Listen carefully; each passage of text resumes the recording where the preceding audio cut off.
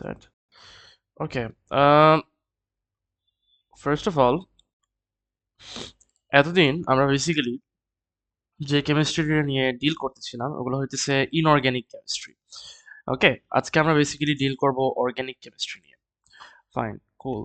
তো অর্গ্যানিক কেমিস্ট্রিটা কি? বেসিক্যালি যে কেমিস্ট্রিতে কিংবা যেগুলো কম্পাউন্ডস অর্গ্যানিক মলিকিউলস দিয়ে তৈরি। কারণ অর্গ্যানিক মলিকিউলস বলতে বলে আমরা কি বুঝি স্যার?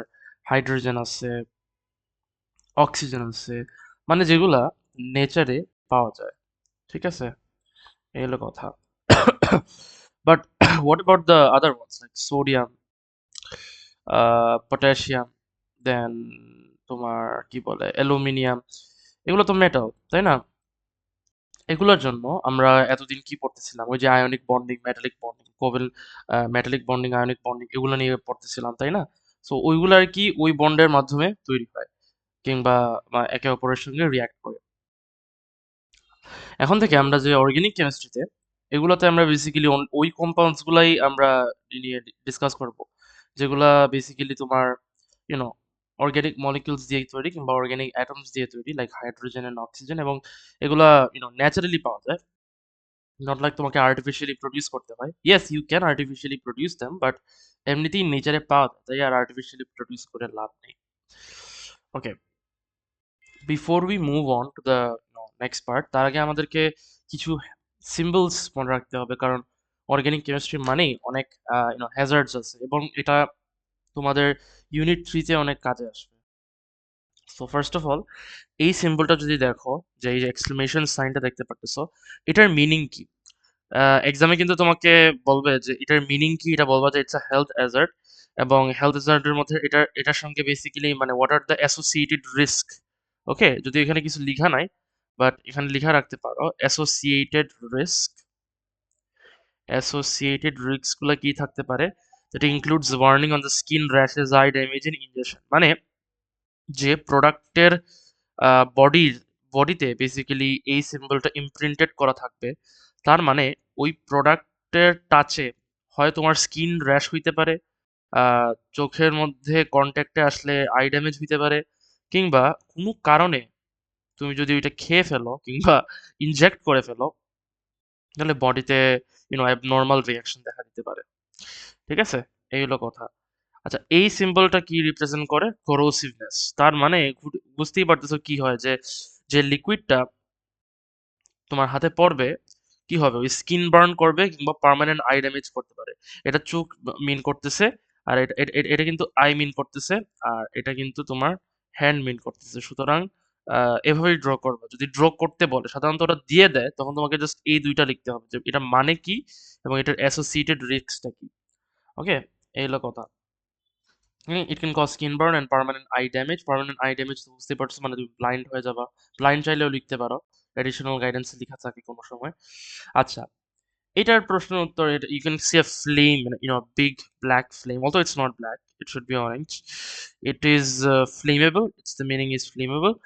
তার মানে কি? তার মানে কন্ট্যাক্টে আসলে it can catch fire. So obviously এটা একটু দূরে থাকতে হবে, কিংবা যাতে কন্ট্যাক্টে যাতে না আসে এমন একটা মানে সেফ একটা মার্জিনে মনে করো যে জিনিসটার সঙ্গে তুমি কাজ করতেছো, এই হচ্ছে প্রোডাক্ট যেটা কন্ট্যাক্টে আসলে ফ্লেমেবল হইতে পারে, কিংবা অক্সিজেনের সাথে কন্ট্যাক্টে আসলে ফ্লেমেবল হইতে পারে। সো যদি অক্সিজেনের সাথে হয়ে থাকে, কি করবা? একটা ফিউম কাভার্ডের ভিতরে জিনিসটা কি করবা তুমি, রিয়াকশনটা কিংবা যে এক্সপেরিমেন্টটা করতে যাচ্ছ, ওইটার ভিতরে তুমি অপারেট করবা। এতে করে কি হবে, ওই যে প্রোডাক্টটা flammable, it won't come in contact with oxygen in the surrounding atmosphere, and it won't be flammable. It reduces the risk of flammability basically, nothing else. এটা হলো কথা। আবার আরেকটা জিনিস করতে পারো, গ্লাভস পরতে পারো। গ্লাভস পরে একটা certain safety distance, safe distance, for example that's 20 metre distance, তুমি ওই যে প্রোডাক্ট কিংবা এক্সপেরিমেন্টের সঙ্গে কাজ করতেছো ডিস্টেন্সে রাখতে পারো। তাহলে এগুলো মানে এটার সঙ্গে কেমনে মানে রিচ করবা, কিংবা এটাকে কিভাবে তুমি অপারেট করবা? টংস ইউজ করবা। ঠিক আছে, টংস ইউজ করবা, পুরোপুরি হাতটা লাগাবা না। ঠিক আছে, এই হলো কথা। So various ways you can reduce this flammable risk. তারপর হচ্ছে অ্যাকিউট টক্সিসিটি। ওকে, এটা তো বুঝতেই পারতেছো, মানে পয়জন। তার মানে কি, it causes life threatening effects even in small quantities. So খুবই সাবধানে এসব কেমিক্যাল প্রোডাক্টসদেরকে যেগুলোতে এই সিম্বলটা আছে তাদেরকে সাবধানে ইয়ে করতে হবে, মানে হ্যান্ডেল করতে হবে, নাইলে তোমার যদি একটু কোয়ান্টিটি মনে করো তোমার হাতে বা এনিহাও তোমার বডির ভিতরে ঢুকে যায়, তাহলে মনে করো তোমার বড় সমস্যা হইতে পারে। Who knows, you might even die because this literally means poison. Okay, এই হলো কথা। আচ্ছা, হ্যাজার্ড আর রিস্কের মধ্যে ডিফারেন্সটা কি? দুইটাই সবাই মনে করো একই মানে একই জিনিস, but unfortunately the Hazard of a chemical substance relates to the inherent properties of the substance. এই যে এই সিম্বলগুলো দেখতে পারতেছো, এই সিম্বলগুলো কিন্তু তোমার মনে করো HCl, ঠিক আছে? HCl এর বোতলে তোমার মনে করো এই সিম্বলটা দেওয়া, এই সিম্বলটা দেওয়া, এই যে কোরোসিভনেস সিম্বলটা দেওয়া। আরেকটা সিম্বল আছে, মনে করো কি হইতে পারে, স্কিন র্যাশেস, এটা আরেকটা সিম্বল, ধরে নাও এই দুইটা সিম্বল দেওয়া আছে। তো হ্যাজার্ড এই দুইটা কি রিপ্রেজেন্ট করে? হ্যাজার্ড রিপ্রেজেন্ট করে, এগুলো বেসিক্যালি রিপ্রেজেন্ট করে যে HCl একটা প্রপার্টি কোরোসিভনেস প্রমোট করা আর হেলথ ইস্যুস তৈরি করা, ঠিক আছে? It's not the risk. What is risk? Risk is more to do with how you plan to use it and chance of it causing harm. তাহলে এই যে হ্যাজার্ড, আমরা যে জিনিসটা বুঝলাম, এই হ্যাজার্ডের কারণে কি কি ড্যামেজ হইতে পারে ওটাকেই আমরা মানে সিম্পল ভাষায় রিস্ক বলে থাকি। কিংবা কিংবা what are the chances of these harmful things happening or harmful effects happening on you, ওটাকেই আমরা রিস্ক বলে থাকি। তো এই দুইটা ডিফারেন্সটা একটু মনে রাখবা, কারণ সবাই মনে করে hazard and risk is same, actually it's not. এখানে দেখো, for example water generally has no hazards, ঠিক আছে? হ্যাজার্ড কেমনে থাকবে? Is it poison? না। Is it flammable? না। corrosive? No. How come it issues health hazard? But এখানে একটা ইয়ে আছে। However, a beaker of water being boiled on a tripod and gauge has several risks associated with it. কেন? কি হইতে পারে? দেখো, প্রথমত হইতেছে তুমি যখন ওটাকে বয়েল করো তখন কি হয়? The steam coming from the water and the boiling water could both cause damage if they came into contact with your skin. Right? It makes sense. স্টিমটা কিন্তু অনেক হট কিংবা অনেক গরম, এবং কোনো গরম জিনিস যখন তোমার স্কিনে আসে তখন কি হইতে পারে? বার্ন করে দিতে পারে, তাই না?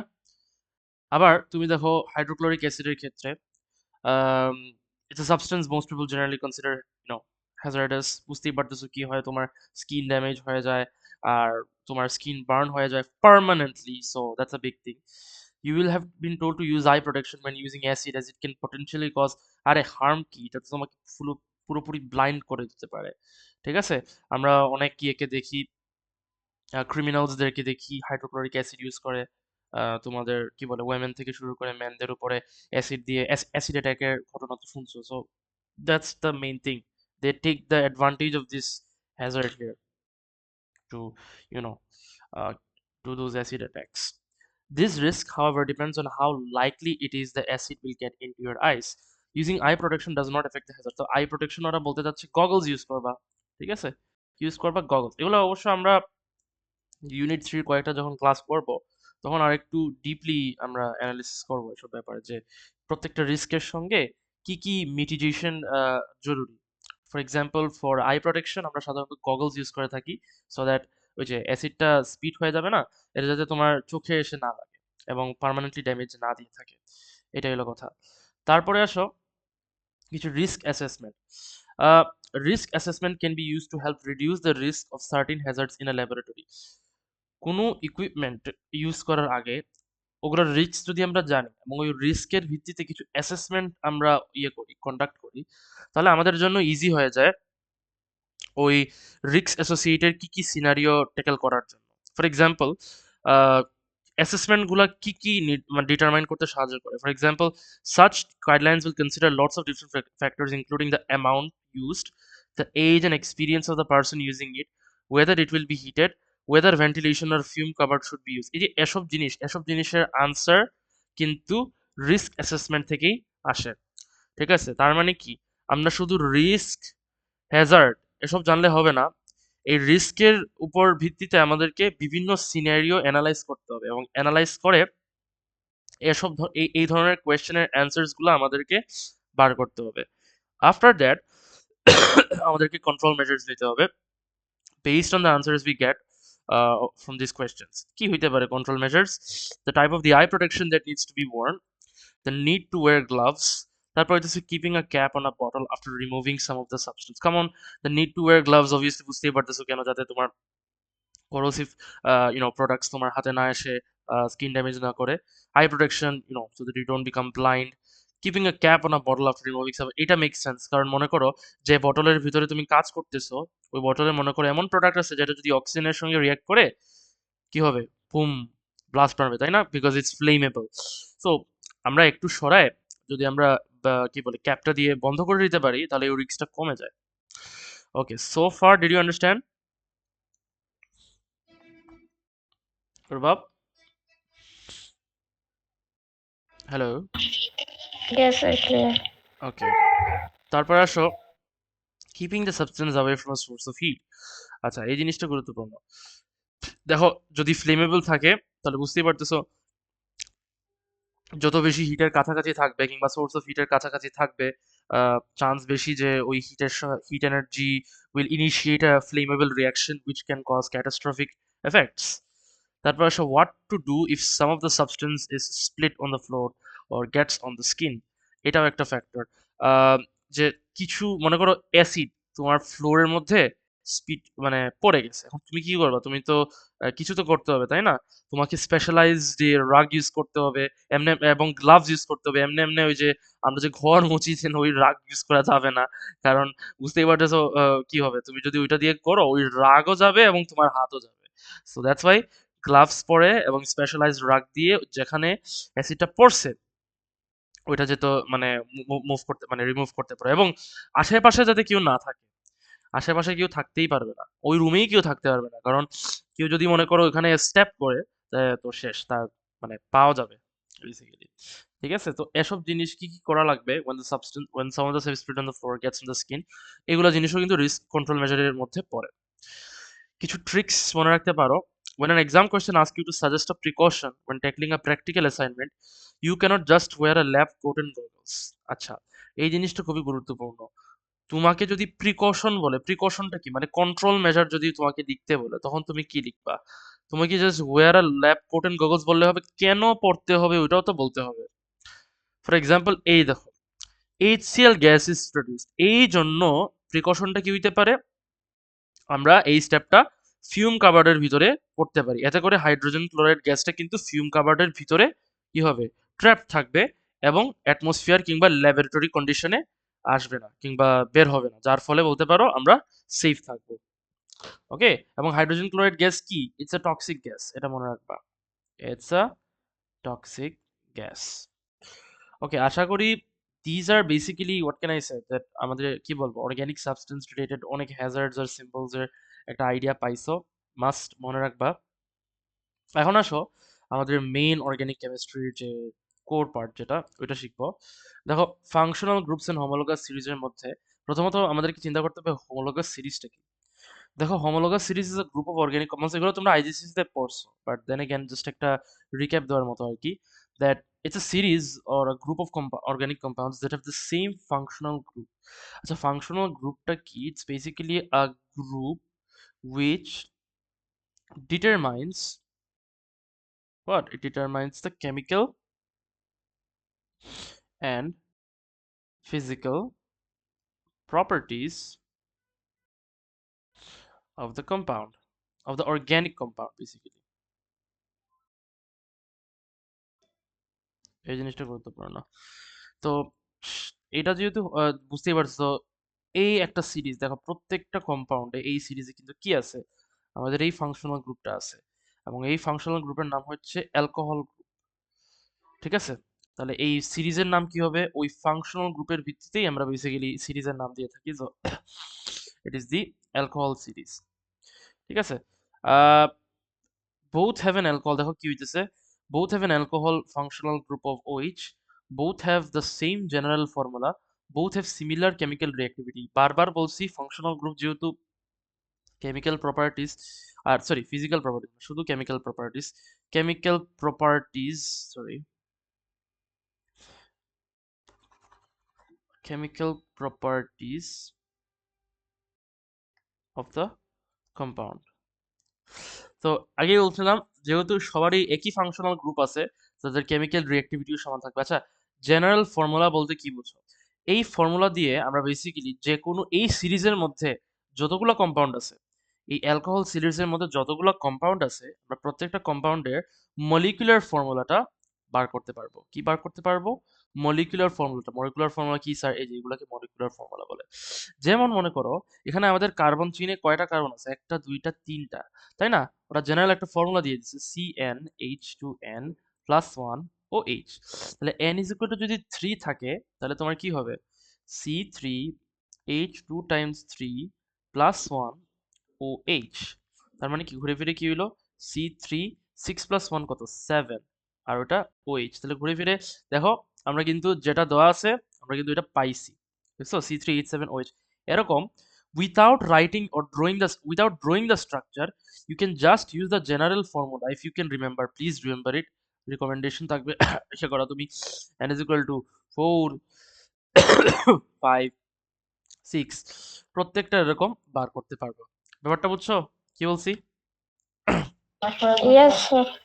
ওকে, গুড। তারপরে আমরা যদি এখন নেক্সট ইয়েতে যাই, ফর এক্সাম্পল এই যে এখানে দোয়াই আছে, দেখো তোমার মিথেন, ইথেন, এগুলো হচ্ছে আরেকটা series basically. This is basically the homologous series of alkenes. আচ্ছা, এইটার ফাংশনাল গ্রুপটা কি? এটার ফাংশনাল গ্রুপ হইতেছে, আমরা যদি ড্র করি দেখাই তোমাকে, সেটা হইতেছে মনে করো ইথিনেরটাই ড্র করি, এটা মিথেইনের। দেখো এখানে কিন্তু মেইন ফাংশনাল গ্রুপটা কিন্তু কি? সিঙ্গেল ডাবল বন্ড, ঠিক আছে? মানে এইটা হইতেছে তার ফাংশনাল গ্রুপ, ঠিক আছে? সো এটার ফাংশনাল গ্রুপটা কি? CC, carbon to carbon single bond. দেখো কি হইতেছে, যত তোমার কার্বন নাম্বার বাড়তেছে, as the carbon number is increasing, what is happening? The boiling point is also increasing. এবং বয়লিং পয়েন্ট বাড়ার সাথে সাথে তুমি বুঝতেই পারতেছো স্টেট অফ ম্যাটারও বাড়বে। কি হবে? গ্যাস থেকে লিকুইড হবে, ঠিক আছে? মেল্টিং পয়েন্ট তো এমনিতেই তোমার বাড়ার কথা এবং বাড়তেছেও। দেখো এখন কেন বাড়তেছে ওইটা আমরা পরে দেখতেছি, তার আগে জেনারেল ফর্মুলাটা কি? এই জেনারেল ফর্মুলাটা ফর অ্যালকিন এটা হবে তোমার CnH2n প্লাস 2। দেখো CnH2n প্লাস 2, এটা কি নিচে আছে নাকি দেওয়া? মনে হয় না। বাট আমি যদি বলি CnH2n প্লাস 2 কেন হবে, এইটার ফাংশন জেনারেল ফর্মুলা দেখো। Cn, আমি যদি n ইজ ইকুয়াল টু মনে করো 3 বার করবো, প্রোপিনেরটা বার করবো, দেখো C3H এর, তাই না? তাহলে কি হবে? C3H2 টাইমস 3 প্লাস 2, তাহলে ঘুরে ফেলে কি হইলো? H8 হইলো, ঠিক আছে?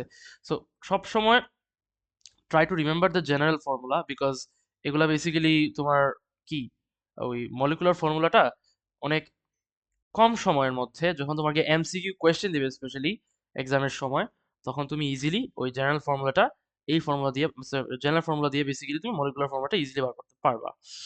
আচ্ছা, তার মানে কি আমরা এত সময় আমরা কি কি জিনিস আমরা প্রত্যেকটা হোমোলোগাস সিরিজে সিমিলারিটি পাইলাম? এক একটা মেম্বারেই কিন্তু একই ফাংশনাল গ্রুপ আছে। Each member has the same general formula, that's another trait. Each member has similar chemical properties, which is kind of related to the first point. That's why each successive member differs by methyl group. আচ্ছা, কিভাবে? দেখো তো, চিন্তা করে দেখো। দেখো এই যে আমি মিথিন থেকে গেলাম কি বল ইথিনে, ইথিন থেকে গেলাম প্রোপিনে।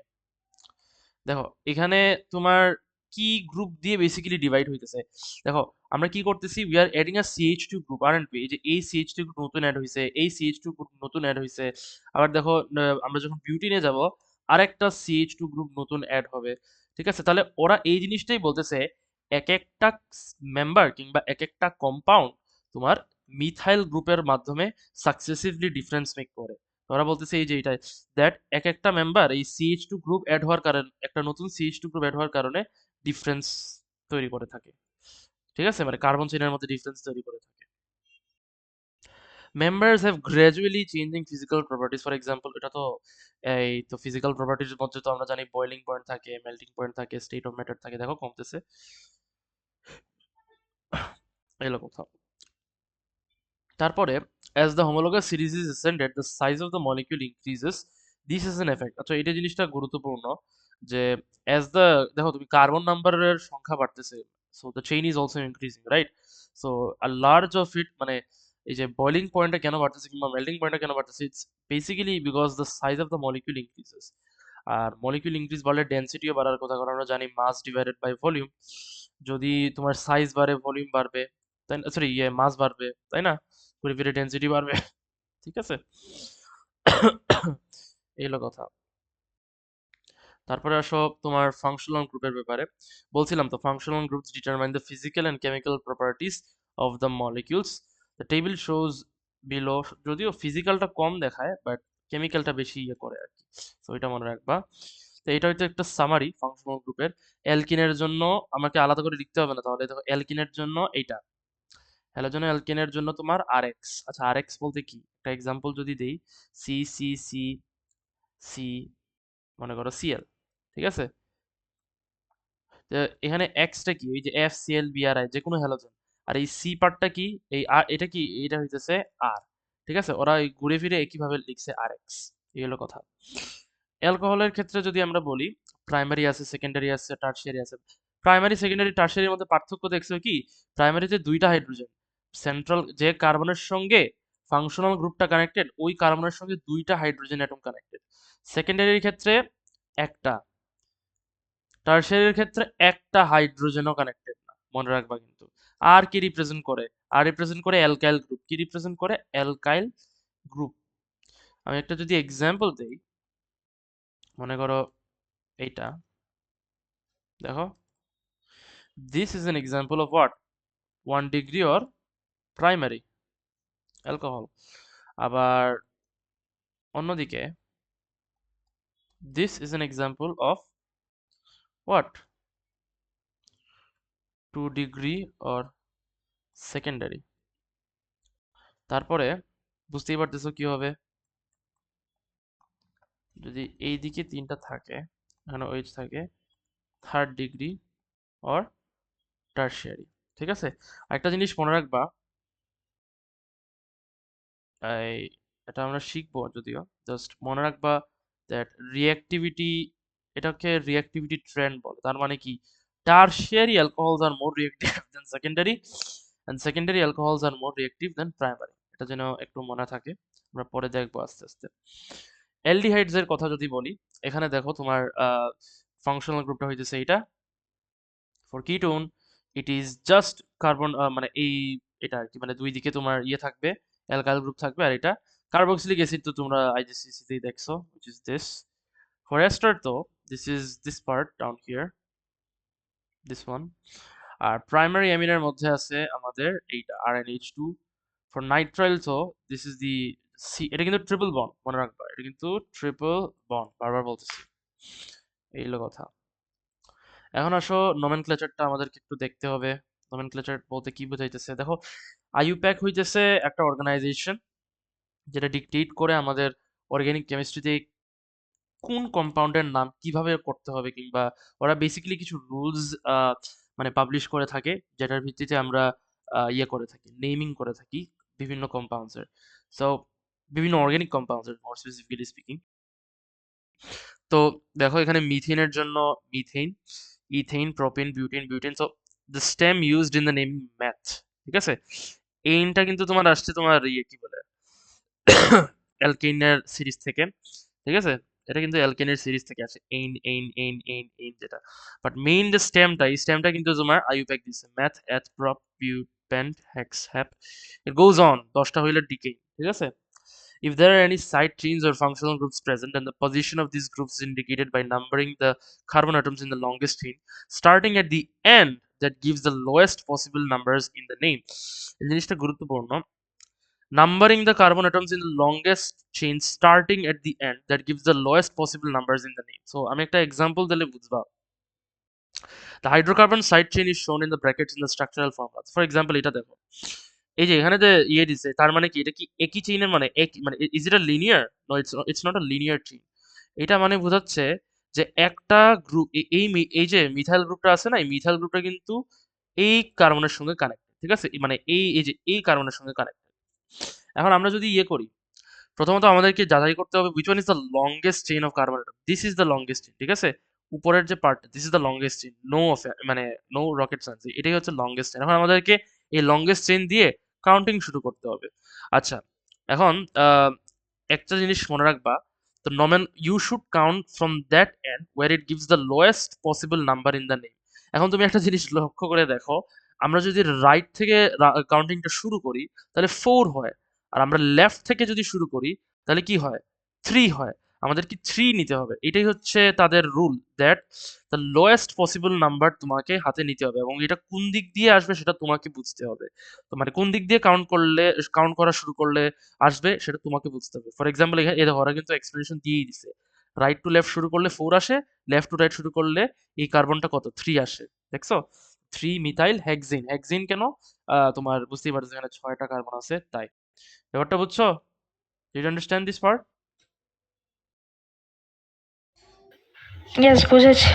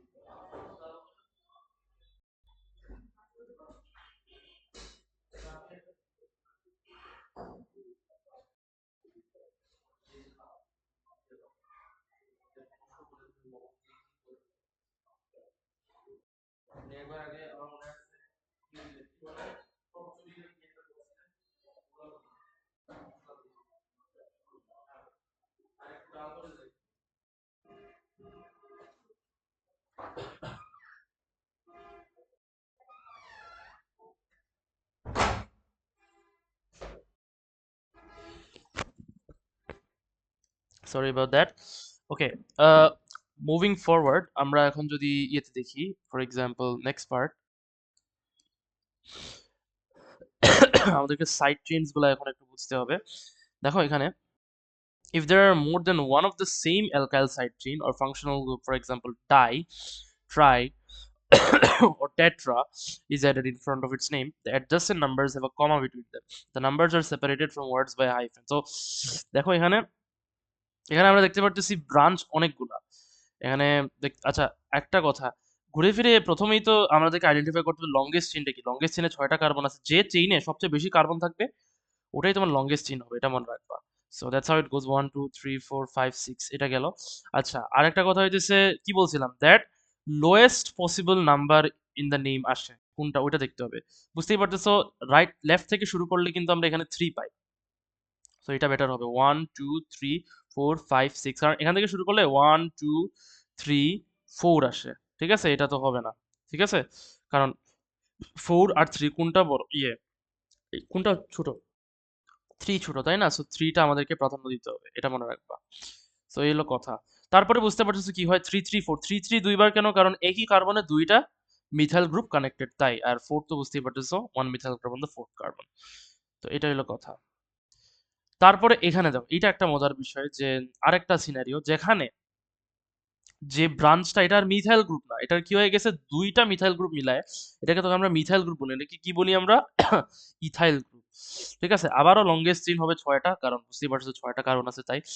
এখন এখানে একটা জিনিস বুঝতে হবে তোমাকে, সেটা হইতেছে দ্যাট তোমাকে দেখতে হবে দ্যাট 1 2, কি বলছি এখানে, that if there is more than one type of alkyl side chain they are listed in alphabetic order. এই জিনিসটা গুরুত্বপূর্ণ, এখানে আবার রুলটা চেঞ্জ হয়ে যায়। যদি একের চেয়ে বেশি তোমার কি বলে সাইড চেইন থাকে, তখন তাদেরকে কি করতে হবে, অ্যালফাবেটিক্যালি তোমার সাজাইতে হবে। তাহলে এখানে একটা জিনিস দেখো তো, ই না এম, কোনটা আগে আসে? ই আগে আসে, তাই না? তারপরে তো এম আসে, আগে আসে। দেখো এখানে ওরা কিন্তু, এখানে ওরা ইয়ে করে নাই, মানে আগের যে রুলটা ছিল, আগের রুলটা কি ছিল, that give the possible number, give the lowest possible number in the name. এখানে কিন্তু ওরা সেই রুলটা অ্যাপ্লাই করে নাই। যদি করতো তাহলে কি হইতো, 1 2 3, তাই না? কি 3 ইথাইল 4 5 5, 3 কি এটা 3 ইথাইল 5 মিথাইল হেক্সেন হওয়ার কথা ছিল, তাই না? According to that rule. But এবার দেখো ওরা এই রুলটা ফলো করে নাই। এই রুলের ক্ষেত্রে যখন তুমি দেখবা, যখন দুইটা ইয়ে আছে, মানে there is more than one type of alkyl side chain, remember, type, not one, more than one alkyls type. একটা জিনিস বলি, টাইপ বলতে কি বোঝায়? Methyl is one type, ethyl is one type. এই জিনিসটা মনে রাখবা। দেখো আগের ইয়েতে এখানে কিন্তু মোর দেন ওয়ান, হ্যাঁ সাইড চেইন ছিল, কিন্তু সবগুলা ওয়ান টাইপের ছিল, ঠিক আছে? কিন্তু এখানে দেখো দিস ইজ অ্যানাদার টাইপ, মানে কি বলে, দিস ইজ অ্যানাদার টাইপ, ঠিক আছে? যখন দুইটা ভিন্ন ভিন্ন টাইপ থাকবে তখন তোমাকে ওই রুলটা ফলো করা লাগবে না, অ্যালফাবেটিক্যালি সাজাবা। সো এটা 4 ইথাইল 2 মিথাইল হেক্সিন হবে। Do you understand this to naming trickness? এই ট্রিকটা বুঝছো এই দুইটা নেমিং এর মধ্যে? Yes, বুঝেছি। Okay, now let's move on to the next part. এইগুলা একটা আইডিয়া দিচ্ছে তোমাকে নোমেনক্লেচার কি কি লিখতে হবে। অ্যালকিনের ওই ইএন থেকে এটা দেখো, ক্লোরো ফ্লোরো ব্লোরো আয়োডো, এই যে এটার নাম হচ্ছে ক্লোরোইথিন। এটা একটা টেবিলটা দেখে নিবা আর কি, ভেরি ইজি। ফর এক্সাম্পল কিটোনের নোমেনক্লেচার হচ্ছে ওএনই, যা পাবা খালি ও, মানে কি, এই কার্বন যতগুলা চেইন হবে ওইটার ভিত্তিতে জাস্ট বলতে পারবো এই পার্টটা চেঞ্জ হবে, ঠিক আছে? আর কিছু না, এই পার্টটা চেঞ্জ হবে, বাকি ওই যে অল এল নোমেনক্লেচার কিন্তু সমান থাকবে। So this is very easy to be honest. দেখো যে ওইক অ্যাসিড, এই এই এই এই এই জাস্টটা চেঞ্জ হচ্ছে, দেখছো? আর কিছু না। এটা কিসের উপর ডিপেন্ড করে? প্রোপান, ইথান, মিথান, কিংবা তোমার বিউটান, পেন্টা, এগুলো সব তোমার নাম্বার অফ কার্বন চেইনের উপর, মানে number of carbon atoms in the চেইনের উপর ডিপেন্ড করে। বাকি তোমাকে জাস্ট কি মনে রাখতে হবে? জাস্ট নমেনক্লেচারটা মনে রাখবা, ঠিক আছে? যেখানে দেওয়া আছে এমিনের জন্য অ্যালকাইল এমিন।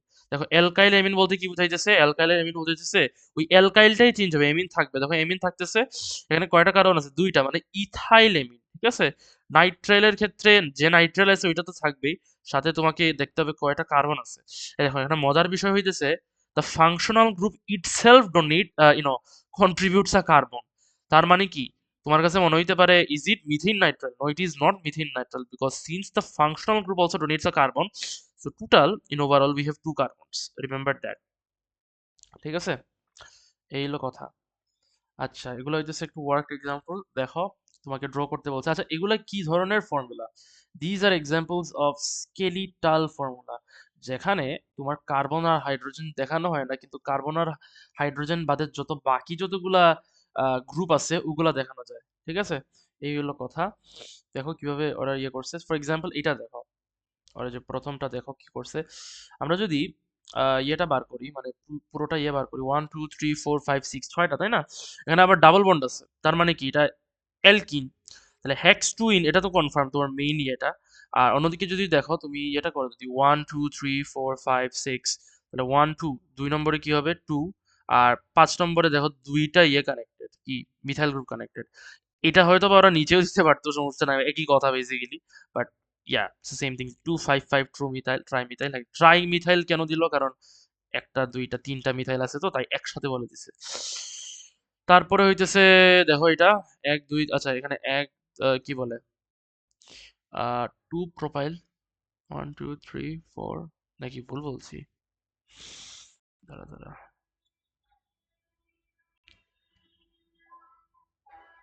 হুম, আচ্ছা এইটা মনে হয় একটু ওরা ইয়ে করছে, লাইক এখানে এখানে ওয়েট, আচ্ছা this is a little bit different. এটা ইয়ে মানে এটা এটা না, ইউ ক্যান স্কিপ দিস, কারণ এটা তোমার ইয়েতে নাই, সিলেবাসে নাই, এটা বাদ দিয়ে দাও। আচ্ছা, প্রোপানলের ব্যাপারে, it's an example of N aldehyde, তাই না? দেখো 1 2 3, দেখো এটা এটা, আর এটা দেখো এখানে। সো আই হোপ এখানে কোনো বুঝার কোনো ইয়ে নাই, কারণ এগুলো দেখলেই বুঝতে পারবা কিভাবে ওরা নেমিংটা করছে। আর নেমিং এ যদি সমস্যা থাকে, আমরা তো ওয়ার্কশিট করবো, তাই না? ওয়ার্কশিট করবো, কোয়েশ্চেন পেপার করবো, আরো বেশি এক্সপোজড হবো, এবং তোমাদের তুমি তখন বুঝতে পারবা যে তোমার যদি কোনো সমস্যা থাকে, তখন বুঝতে পারবা আসলে কোথায় কি সমস্যা আছে নেমিং এ। বাট নেমিং এ সাধারণত স্টুডেন্টসরা প্রবলেম ফেস করে না। আচ্ছা, আমরা যেহেতু বেসিক্স গুলো শিখে ফেলছি, এখন আমরা চলো রিয়াকশন ক্লাসিফিকেশন নিয়ে পড়বো। এখন আমরা ক্লাসিফিকেশন বিভিন্ন টাইপস বলি আমরা, এডিশন আছে, সাবস্টিটিউশন আছে, এলিমিনেশন আছে, হাইড্রোলিসিস আছে, তারপরে আছে কন্ডেনসেশন রিয়াকশন। এগুলো জিনিস বুঝতে হবে। Addition reaction is an organic reaction in which two or more molecules combine to give a single product with no other products. A substitution reaction is a reaction that involves replacing an atom or groups of atoms by another. ওকে, তো make sense, বুঝতেই পারতেছো এখানে কোনো product ইয়ে হয় না, মানে two or more molecules combine করে একটা সিঙ্গেল প্রোডাক্ট তৈরি করে আর অন্য কোনো প্রোডাক্ট তৈরি করে না। এখানে বাই প্রোডাক্ট তৈরি হয়, কারণ more reactive atom basically replaces the less reactive atom. এলিমিনেশনের ক্ষেত্রে আমরা যদি বলি, it is a reaction in which a small molecule such as is removed from an organic molecule. Hydrolysis reaction is a reaction in which a compound is broken down by water. It can also refer to the breakdown of a substance by dilute acids or alkali. আচ্ছা, এটাও হইতে পারে, make sense, খারাপ না। Hydrolysis কি? Basically পানি দিয়ে breakdown করা, তাই না? আর এখানে একটা জিনিস হইতেছে, মনে রাখবা, যেহেতু পানি দিয়ে ব্রেকডাউন হইতেছে, তো ওখানে একটা সল্ট তৈরি হবে। তো সল্ট বলতে কি, যে হোয়াট এভার দ্য, আচ্ছা এটা দেখবো, রিয়াকশনটা দেখলে বুঝবা, আমি নিচে দেখো, রিয়াকশনটা দেখলে বুঝবা। কন্ডেনসেশন রিয়াকশন কি? যেখানে দুইটা অর্গানিক মলিকিউলস জয়েন করে এবং স্মল মলিকিউলস গুলো আছে, ফর এক্সাম্পল পানি কিংবা HCl কে এলিমিনেট করে। এই যে রিয়াকশনস গুলো এখানে নিচে দেওয়া আছে, ফর এক্সাম্পল এডিশনেরটা দেখো, দুইটা হাইড্রোজেন অ্যাটম কিন্তু এখানে অ্যাড হয়েছে, ডাবল বন্ডটা ব্রেকডাউন করে, কেউ কাউকে রিপ্লেস করে নাই কিংবা বাই প্রোডাক্ট হিসেবে তৈরি হয় নাই। সাবস্টিটিউশনের ক্ষেত্রে দেখো, Cl was more reactive than Br, so replaced, that's how it goes. আর এলিমিনেশনের ক্ষেত্রে আমরা যদি একটু দেখি, দেখো ওয়াটার কিন্তু একটা small molecule, water is a small molecule. এখানে কি হয়েছে, এই OH আর Hটা এখান থেকে চলে যাবে, ঠিক আছে? এলিমিনেশনে সবসময় H আর OH চলে যায়। তো বুঝতেই পারতেছো কি হবে, একটা অ্যালকিন তৈরি হবে। সো মাথার মধ্যে মনে থাকে যেন যে এলিমিনেশন রিয়াকশনই অ্যালকিন তৈরি করতে সাহায্য করে। কখনো তোমাকে যদি বলে অর্গানিক সিনথেসিসে যে how can you produce alkene, তো elimination reaction is must be in your brain. আর পানি তো বাই প্রোডাক্ট হিসেবে তৈরি হওয়ার কথা, কারণ পানি কি তৈরি করতেছি, তাই না?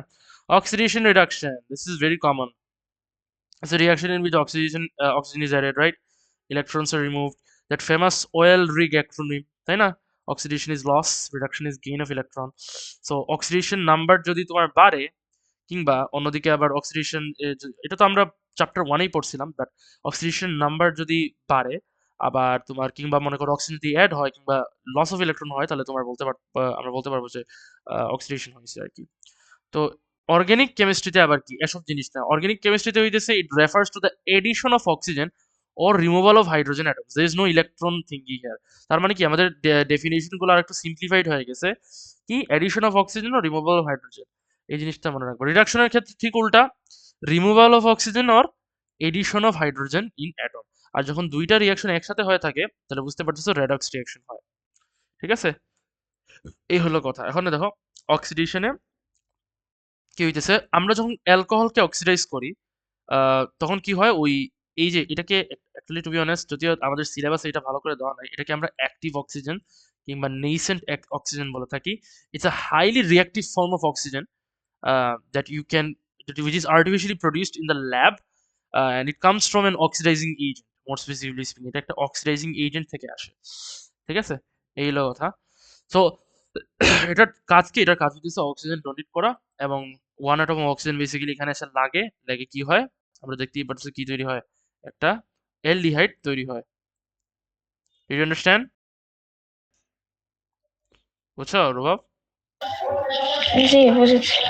ওকে, তারপরে রিডাকশনের ক্ষেত্রে আমরা যদি দেখি, ওই সেম অ্যালডিহাইডকে তুমি যদি রিডিউস করতে, তো আমরা কি জানি, আমরা যদি হাইড্রোজেনকে অ্যাড করি তাহলে কি হবে, তোমার বুঝতেই পারতেছ, মানে হাইড্রোজেনকে রিমুভ করি তাহলে কি হবে, রিমুভাল, ওরা কিন্তু বলছে দ্যাট কি, দ্যাট এডিশন অফ হাইড্রোজেন, তাই না? আমরা যদি হাইড্রোজেন অ্যাড করি তাহলে কি হবে, রিডাকশন হবে। তো দেখো এখানে রিডাকশন হয়েছে, ওই অ্যালডিহাইডকে তুমি আবার অ্যালকোহলে কনভার্ট করতে পারবা। আচ্ছা, মোর স্পেসিফিকলি স্পিকিং, সব অ্যালকোহল আবার কিন্তু অ্যালডিহাইড দিয়ে থাকে না। ফার্স্ট ডিগ্রি মনে রাখবা, যে প্রাইমারি অ্যালকোহল শুধু কি এই অ্যালডিহাইড দিয়ে থাকে, এটা যেন মনে থাকে। এটা গেল polymerization. In AS level, all the polymerization reaction covered are examples of addition. আচ্ছা, এই জিনিসটা গুরুত্বপূর্ণ। পলিমারাইজেশন দুই ধরনের আছে, কন্ডেনসেশন আর একটা হচ্ছে এডিশন। আমাদের এখানে জাস্ট এডিশনটাই থাকবে এস লেভেলে, so you don't have to worry about that. Addition polymerisation কি, এটা আমরা শিখবো পরে। It's the reaction in which যখন অনেকগুলো monomers containing at least one form long chains of polymers as the only product. Example হিসেবে আমরা যদি এটা ইউজ করি, তাই না? তো এটা পলিমার তৈরি করতে গিয়ে কি হবে, এইভাবে হবে। তো এই যে আমি এখানে n দিয়ে রাখছি, কেন এখানে n দিয়ে রাখতেছি? কারণ বুঝতেই পারতেছো, we don't know exactly how many molecules are there here, তাই না? তো n এর ভ্যালু যদি 2 থাকে তাহলে দুইটা মলিকিউল এভাবে এখানে 2 হবে, ঠিক আছে? তার মানে কি, এটাকে যদি আমরা মানে, এটা তো সিম্পলিফাইড ওয়েতে ড্র করছি, শিখছো সিম্পলিফাইড ওয়েতে, বাট এটাকে আমরা যদি ড্র করি জিনিসটা এভাবে হবে। ব্যাপারটা বুঝছো কি বলছি? এভাবে হবে হওয়ার কথা। So main thing is this is called polymerisation, যে একটা ডাবল বন্ড ভেঙে অনেকগুলো মনোমার জয়েন করে একটা বড় পলিমার কিংবা একটা বড় মাল্টি কম্পাউন্ড তৈরি করা, এটা কি যেটাকে আমরা পলিমার বলে থাকি, ঠিক আছে? এই হলো কথা। আইসোমার্স এগুলো তো আমরা পড়ছি, তাই না? তাদের সেম মলিকুলার ফর্মুলা থাকে কিন্তু ডিফারেন্ট স্ট্রাকচারাল ফর্মুলা থাকে, তাই না? প্রোপিনের দেখো সেম মলিকুলার ফর্মুলা সমান, কিন্তু দেখো স্ট্রাকচারটা ডিফারেন্ট, সাইক্লোপ্রোপিন। এটা মনে রাখিও যেন, দ্যাট এক শুধুমাত্র অ্যালকিনের তোমার সাইক্লোঅ্যালকিন নামে আইসোমার্স গুলো থাকে, নট অ্যালকিনস, শুধু অ্যালকিনে মনে রাখিও। এখন দুই ধরনের স্ট্রাকচারাল আইসোমারিজম আছে, চেইন আর পজিশনাল। চেইন কি? It's when compounds have the same molecular formula but their longest hydrocarbon chain is not the same. This is caused by branching. এই দেখো এখানে একটা এক্সাম্পল দেখো, মনে করো পেন্টিন, ঠিক আছে? এটাকে যদি তুমি অন্যভাবে লিখো, 2 টু ডাইমিথাইল প্রোপিন, দেখো এখানে কি হইছে, ওই একই মলিকুলার ফর্মুলা, কিন্তু এখানে আমরা দেখতে পারতেছি যে এখানে কোনো লংগেস্ট চেইন বলতে কি, এই যে এটা লংগেস্ট চেইনটা চেঞ্জ হয়ে গেছে এখানে, টু বি অনেস্ট এখানে লংগেস্ট চেইন নাই বলতে গেলে, এটা একটা, এটা তোমার তিনটা, দুইটাই সমান সমান, ঠিক আছে? কিন্তু ঘুরে ফিরে কিন্তু এটারই আইসোমার।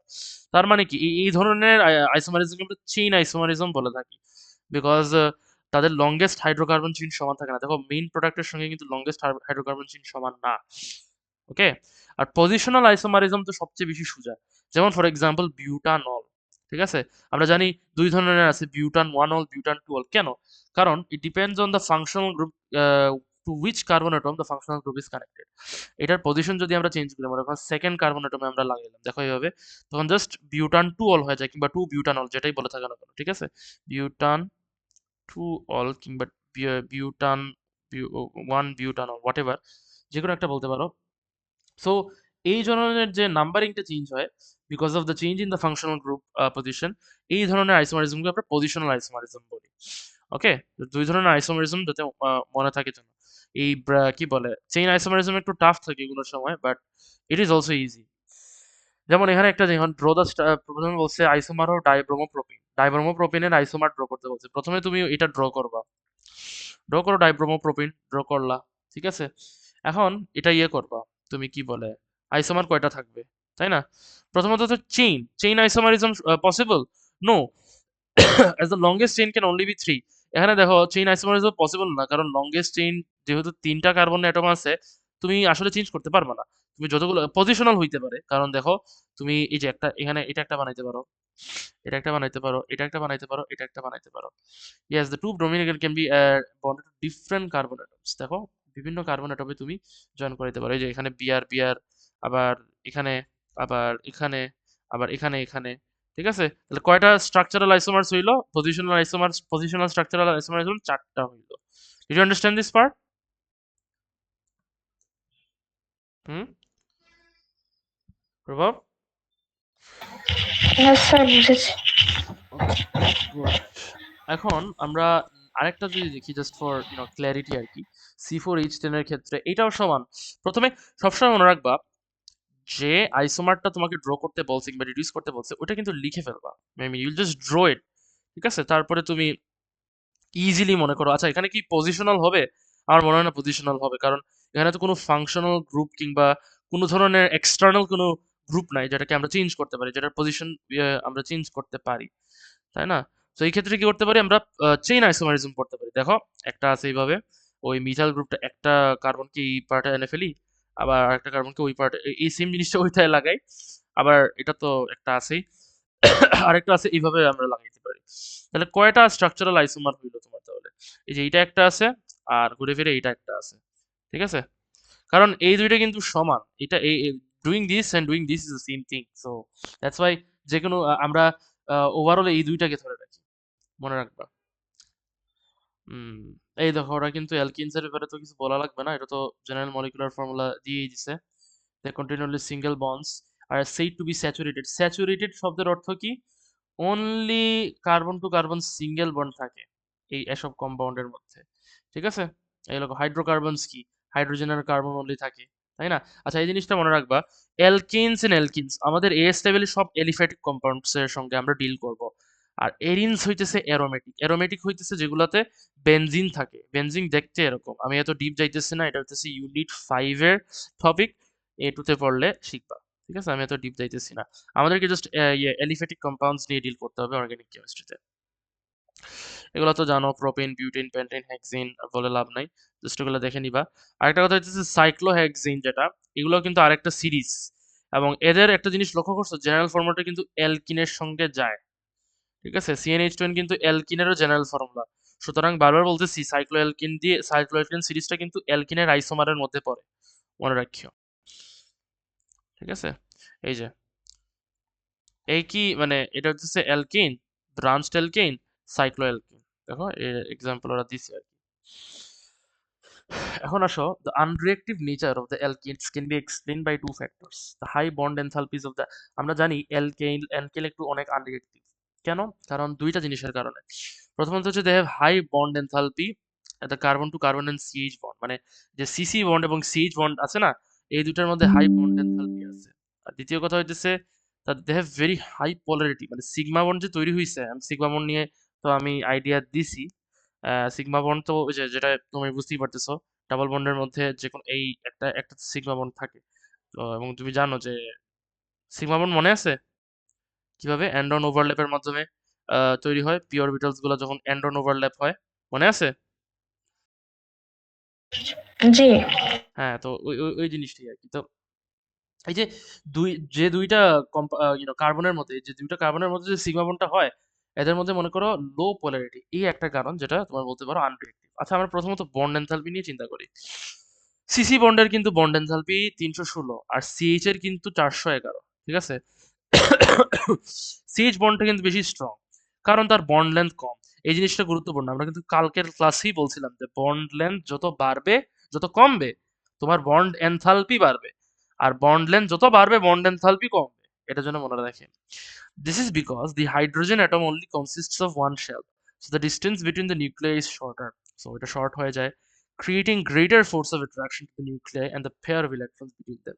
So বুঝতেই পারতেছো, ডিস্টেন্সটা কমে যায় এবং force of attraction to the nuclei and the pair of electrons বেড়ে যায়। সো অবভিয়াসলি ওইটা একটা ফ্যাক্টর। তারপরে সব পোলারিটি, পোলারিটি নিয়ে কালকেই আমরা বলছিলাম, বাট দেন এগেইন আমি যদি পোলারিটি বলি, পোলারিটি কিন্তু ইলেকট্রোনেগেটিভিটির সঙ্গে জড়িত। The electronegativities of carbon and hydrogen are very similar, therefore the bonds will have very low polarity. আমি এক্সাম্পল হিসেবে আমরা যদি দেখি, এখানে দেখো, এখানে কার্বন অ্যাটমস, এখানে দেখো তাদের মধ্যে কিন্তু আইডেন্টিক্যাল ইলেকট্রোনেগেটিভস আছে, and therefore they are sharing the electrons equally. তার মানে কি, সিসি বন্ডটা কি হয়ে যায়, নন পোলার হয়ে যায়। অন্যদিকে এখানে দেখো, এদের মধ্যে ইলেকট্রোনেগেটিভ ডিফারেন্স আছে, কেন? কারণ এটা লেস ইলেকট্রোনেগেটিভ, এটা higher electronegative. So so the C H bond is non polar, মানে এটা একটা সমস্যা আছে, দ্যাট অলমোস্ট, যদিও মানে কি বলে ইলেকট্রোনেগেটিভিটি ডিফারেন্সটা, কিছু তো ইলেকট্রোনেগেটিভ ডিফারেন্স আছে, তাই না? তবুও এটাকে আমরা মানে অলমোস্ট মানে নন পোলারই বলবো, কারণ ঘুরে ফিরে ওই কি হয় যে ইলেকট্রন এত বেশি ইয়ে হয় না, মানে কি বলে ওই দুইজনই শেয়ার করে থাকে আর কি, মানে ওই যে বন্ডেড পেয়ার অফ ইলেকট্রনটা ওরা দুইজনই মোটামুটি শেয়ার করে থাকে। আর এটা তো মোটামুটি এখানে একটা সমস্যা হইতেছে দ্যাট দুইটাই ইলেকট্রোনেগেটিভ কোনো ডিফারেন্স নাই, দুইটার ইলেকট্রোনেগেটিভিটি সমান। সো এমনিতেই এটা নন পোলার, ঠিক আছে? ওভারঅল বলতে পারো অ্যালকেন কম্পাউন্ডটাই নন পোলার হয়ে যায়, এবং নন পোলার হওয়ার কারণে তোমার কি বলবো, এই it becomes tough to basically to react with other compounds compare to alkenes, ঠিক আছে? এরকম অ্যালকিনস কেন রিঅ্যাক্টিভ আমরা পরের চ্যাপ্টারে পড়বো। Complete combustion, very easy, this are the one of the reaction associated with alkyne. Combustion মানে কি, অক্সিজেনের সাথে রিঅ্যাক্ট করা, তাই না? কমপ্লিট কম্বাসন মানে কি, যেখানে কার্বন ডাই অক্সাইড আর ওয়াটার তৈরি হয়, সবসময় মনে রাখিও। এবং এক্সেস অর প্লেন্টি, যদি ডেফিনিশন বলে এক্সেস লিখবা, ঠিক আছে? কারণ তুমি জাস্ট অক্সিজেন লিখলে মনে করবে ইনসাফিসিয়েন্ট, প্লেন্টি অফ কিংবা এক্সেস লিখবা যদি কমপ্লিট কম্বাসন বলে। কারণ নেক্সটে দেখো, ইনকমপ্লিটে কি হয়, কার্বন মনোঅক্সাইড তৈরি হয়, ঠিক আছে?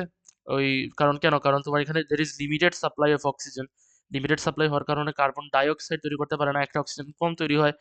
সো কার্বন মনোঅক্সাইড তৈরি হয়, some carbon is only partially oxidise to form carbon monoxide. এটা হচ্ছে এক্সাম্পল। এখন এটা দেখো, The incomplete combustion often takes place inside a car engine due to a limited amount of oxygen present. এই জিনিসটা গুরুত্বপূর্ণ। এই জিনিসটা তোমার ওই গাড়ির ইঞ্জিনের ভিতরে হয়। যার ফলে কোনো সময় মনে আছে তুমি সাইলেন্সারের মধ্যে নিশ্চয়ই দেখো স্মোক বের হয়ে আসে, তাই না? কেন বের হয়ে আসে? ওই স্মোকটা আসলে কার্বন। এটাকে আমরা সুট বলে থাকি। ঠিক আছে? এই সুট তৈরি হইতে পারে কিংবা কার্বন মনোক্সাইড তৈরি হইতে পারে depending on how insufficient the oxygen is. তো বেশি ইনসাফিসিয়েন্ট হইলে নর্মালি সুট কিংবা কার্বন তৈরি হয়, একটু পার্শিয়ালি থাকলে তো তোমার কার্বন মনোক্সাইড তৈরি হয়। ঠিক আছে, এই হলো কথা। আচ্ছা, এখন আমাদের নেক্সট স্টেপ, আমাদের মেকানিজমটা শিখা লাগবে। এই যে এতগুলো আমরা তোমার ইয়ে করলাম, কি বলে, এতগুলো আমরা রিয়াকশন পড়লাম, এই রিয়াকশন গুলা কোন মেকানিজমের মাধ্যমে হয়ে থাকে? প্রথমত হচ্ছে অ্যালকিনস এর সঙ্গে অ্যাসোসিয়েটেড যতগুলো রিয়াকশন আছে এএস লেভেল কেমিস্ট্রিতে, প্রত্যেকটা free radical substitution reaction go through করে। ঠিক আছে, এখানে একটা হাইড্রোজেন অ্যাটম সাবস্টিটিউটেড হয় by a halogen. That is the main gist of the reaction. ঠিক আছে, এখন প্রথমত অ্যালকিনস যেহেতু আনরিয়েক্টিভ, তাদেরকে এক্সটার্নালি এনার্জি দেওয়া লাগে, এবং সেটা ওরা কোথা থেকে পায়? আলট্রাভায়োলেট লাইট থেকে পায়। এটা আমরা জানি কোথা থেকে আসে, সান থেকে আসে। ঠিক আছে, এখন free radical substitution reaction consist of 3 step. প্রথমত হইতেছে ইনিশিয়েশন, তারপর হইতেছে তোমার প্রপেগেশন, তারপর হইতেছে টার্মিনেশন। ওকে, এখন আমি যদি দেখি ফর এক্সাম্পল একটা ইনিশিয়েশনে কি হয়, ওই যে যে হ্যালোজেন অ্যাটমটা আছে না, ওই এটা তো ডায়াটমিক, তাই না? এটা তো ব্রেক করতে হবে আগে। এই হ্যালোজেন ব্রেনটা ব্রেক করতে ইনিশিয়েশন স্টেপে কি হয়, ওই ইউভি এনার্জিটা অ্যাবজর্ব করে টু ফর্ম কি, টু রেডিক্যালস। আমরা আই গেস রিয়াকশনটা নিচে আছে, আছে নাকি? না না, না থাকলে নাই, আমি দেখাইতেছি। এই দেখো, প্রথম স্টেপে যেটা হয়ে থাকে,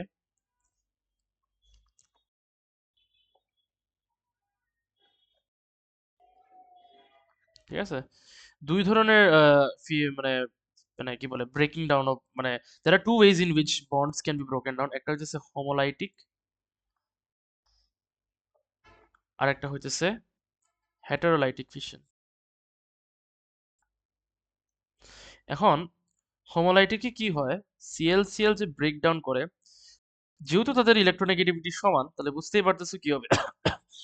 কি হবে, দুইজনই যখন ব্রেকডাউন করবে, bonded pair of electrons equally distribute করে নিয়ে ফেলবে। এতে করে দুইটা জিনিস তৈরি হবে, কি?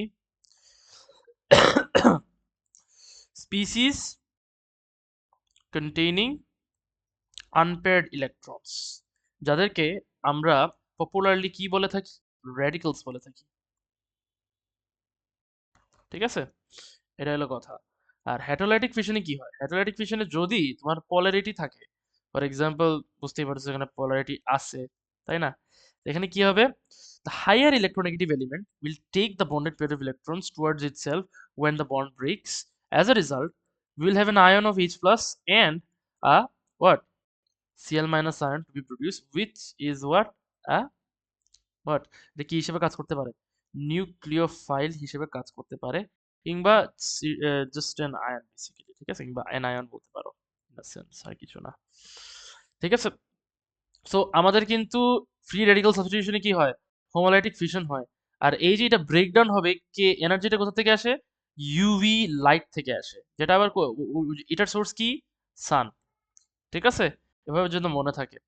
আচ্ছা, ভালো কথা। এখন আমাদের প্রপেগেশন আর টার্মিনেশন স্টেপটা কি, এটা হয়তো আমরা নিচে পাবো। আচ্ছা, প্রথমত হইতেছে আগে আমরা ইয়েটা দেখি কিভাবে হয়, মানে সানলাইটটা কিভাবে ইয়ে করি। প্রথমত সানলাইট তো লাগবে, তাই না? নাহলে হবে না। এই দেখো, হেক্সিন আর ব্রোমিন, প্রথমত কি করবা, mix and leave in sunlight, reaction to give a mixture of bromohexene, bromine colour disappear. দেখো, এই যেই তুমি মিক্সচার করে সানের নিচে রাখবা, এই ব্রোমিনের কালারটা ডিসঅ্যাপিয়ার হবে, আর বুঝতেই পারতেছো যে প্রোডাক্টটা তৈরি হওয়ার, ওই প্রোডাক্টটা তৈরি হবে, এই জন্য কালার চলে গেছে। আর যদি না হয়, বুঝতেই পারতেছো, তুমি যদি মানে ডার্ক কাভার্ডে রাখো, দেখবা ওই যেটা আছে, ওই ব্রোমিনের কালারটাই থাকতেছে, মানে কি রিয়াকশন হইছে না, কারণ সে কোনো সাফিসিয়েন্ট সানলাইট পাইতেছে না রিয়াকশন করার জন্য। ঠিক আছে, তো এই হইলো কথা। ওয়েট, আমি একটু নিচে দেখতে যাচ্ছি, এটা কি ফ্রি রেডিক্যাল সাবস্টিটিউশন কি আছে? আচ্ছা, এটা দেখবো, সমস্যা নেই। আহ, দাঁড়াও আমি দেখাই।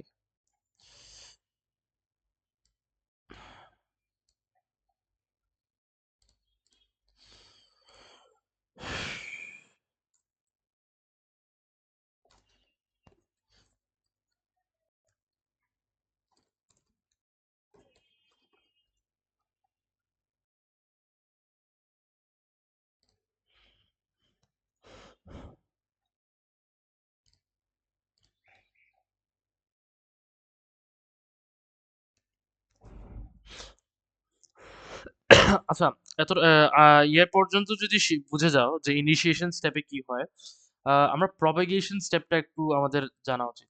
এখন প্রপাগেশন স্টেপে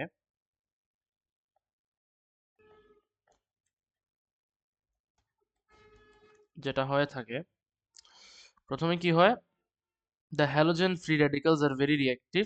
তারাও এটা একটু অন্যভাবে, তো এই যে তোমার ফ্রি রেডিক্যালস গুলা তৈরি হয়েছে, এই যে ফ্রি রেডিক্যালস গুলা তৈরি হয়েছে, এই ফ্রি রেডিক্যালস গুলা এখন কি হবে, এই ফ্রি রেডিক্যালস গুলা এখন রিয়াক্ট করবে আমাদের কি বলে ওই রিয়াক্টেন্ট গুলোর সঙ্গে। আচ্ছা, আমাকে তো আমি তো রিয়াক্টেন্ট বলি নাই, কি রিয়াক্টেন্ট হইতে পারে, যে কোনো রিয়াক্টেন্ট হইতে পারে। তো free radicals are reactive and so they react with the reactants. আচ্ছা, রিয়াক্টেন্টস কি এখানে? অ্যালকিনস, তাই না? এখন যে রিয়াকশনটা নিয়ে আমরা চিন্তা করতেছি, মনে করো CH4 প্লাস Cl2, ওকে, কি দিতেছে? CH3Cl আর প্লাস HCl, ঠিক আছে? এই জিনিসটা আমরা তৈরি করতে যাচ্ছি। এটা কিভাবে হয়? এইটা হচ্ছে মেকানিজম। তো প্রথম স্টেপে যেটা হয়, ইনিশিয়েশন স্টেপে হোমোলাইটিক ফিশনের মাধ্যমে কি হয়, রেডিকেলস তৈরি হয়। এই রেডিকেলস গুলো আবার বলতে পারো অনেক রিঅ্যাক্টিভ, তারা এখন ওই CH4 এর সঙ্গে রিঅ্যাক্ট করবে। সো প্রথম স্টেপে দেখো CH4 এর সঙ্গে রেডিকেলটা রিঅ্যাক্ট করবে, রিঅ্যাক্ট করার ফলে কি তৈরি করবে, তোমার আরেকটা রেডিকেল তৈরি করবে। আর অন্যদিকে এই ফোরটা বের মানে একটা হাইড্রোজেন বের হয়ে যাবে, হাইড্রোজেন বের হয়ে কি তৈরি করবে, HCl তৈরি করবে, ঠিক আছে? এটা গেল। আচ্ছা, আরেকটা কথা, এই যে রেডিকেলটা তৈরি হয়েছে, দ্য অ্যালকাইল রেডিকেল, the এটা কিন্তু একটা অ্যালকাইল বা the alkyl radical will further attack another chlorine atom, chlorine atom বলছি, রেডিকেল না, ঠিক আছে? তার মানে আরেকটা রিঅ্যাকশন হবে যেখানে Cl2 কে রিঅ্যাক্ট করবে, রিঅ্যাক্ট করে কি তৈরি করবে বুঝতেই পারতো, CH3Cl একটা নিয়ে যাবে, এটাও কিন্তু আবার ঘুরে ফিরে ব্রেকডাউন করবে। তো এটা কিন্তু আবার ওই, এখানেও কিন্তু তোমার ঘুরে ফিরে ওই হেটারোলাইটিক সরি হোমোলাইটিকের মাধ্যমে ব্রেকডাউন হবে, একটা সিএল এখানে লেগে যাবে, আর একটা সিএল তো কিছুই হবে না, সো রেডিকেল হিসেবেই থাকবে, ঠিক আছে? সো এই হইলো কথা আর কি। তো এখন আমাদের এই মানে কি বলে প্রপাগেশন স্টেপস গুলা মোটামুটি শেষ। এখন এই যে ক্লোরিনটা আছে, আহ, এই যে তোমার যে সিএল যেটা, এই যে ক্লোরিনটা আছে যেটা, এই ক্লোরিনটা মনে করো তোমার মানে কি বলে আবার রিয়াকশন করাইতে পারে, মানে আরো রিয়াকশন ফরওয়ার্ড করতে পারে। যেমন ফর এক্সাম্পল, না এটা বাদ দাও, আরো করতে পারে, এতটুকু পর্যন্তই থাকুক। এখন আমাদের টার্মিনেশন স্টেপে কি হয়, টার্মিনেশন স্টেপের কাজই হইতেছে, বুঝতেই পারতেছো, রিয়াকশনটাকে এই রিয়াকশনটাকে স্টপ করা। নাইলে মনে করো কি হবে, এই যে রেডিকেলটা আছে না, এই রেডিকেলটা আবার রিয়াক্ট করবে এটার সাথে, ও আবার তৈরি করবে এটা, ও আবার রিঅ্যাক্ট করবে এটার সাথে। So it's like a chain reaction, তাই না? এটা হতেই থাকবে। তো এটা স্টপ তো করতে হবে, তাই না? এই জন্য এটাকে টার্মিনেশন স্টেপ বলা হয়। এই স্টেপে কি হয়, job is to terminate the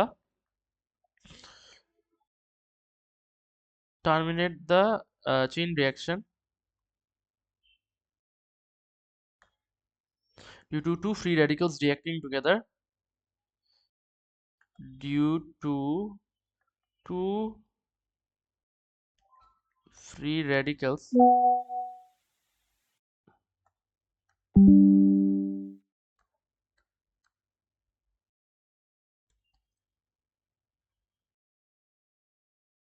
reacting together and forming a single unreactive bond, and forming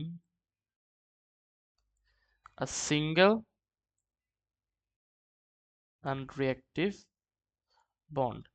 তার মানে কি এখানে আমি যেটা বলতে চাচ্ছিলাম, তাহলে এখন টার্মিনেশন স্টেপে কি হবে, যতগুলো ফ্রি রেডিক্যালস তৈরি হয়েছে, ফর এক্সাম্পল আমরা তো দেখতেই পারতেছি কি তৈরি হয়েছে, দেখো এখানে এই যে CH3 টা তৈরি হয়েছে, তাই না? এটা কি করবে, এইটা রিঅ্যাক্ট করবে তোমার Cl এর সঙ্গে, ঠিক আছে? তাহলে তৈরি করবে কি, CH3Cl, ওকে, এটা গেল। তারপরে আসো আরেকটা স্টেপে, যেখানে বলতে পারো তিনটা স্টেপ হয় সাধারণত, এই যে দুইটা মানে CH3 রেডিকেলস জয়েন করে কি তৈরি করবে বুঝতেই পারতেছো, এটা তৈরি করবে। তারপরে আরেকটা আছে Cl গুলা জয়েন করবে একসাথে, জয়েন করে Cl2 তৈরি করবে।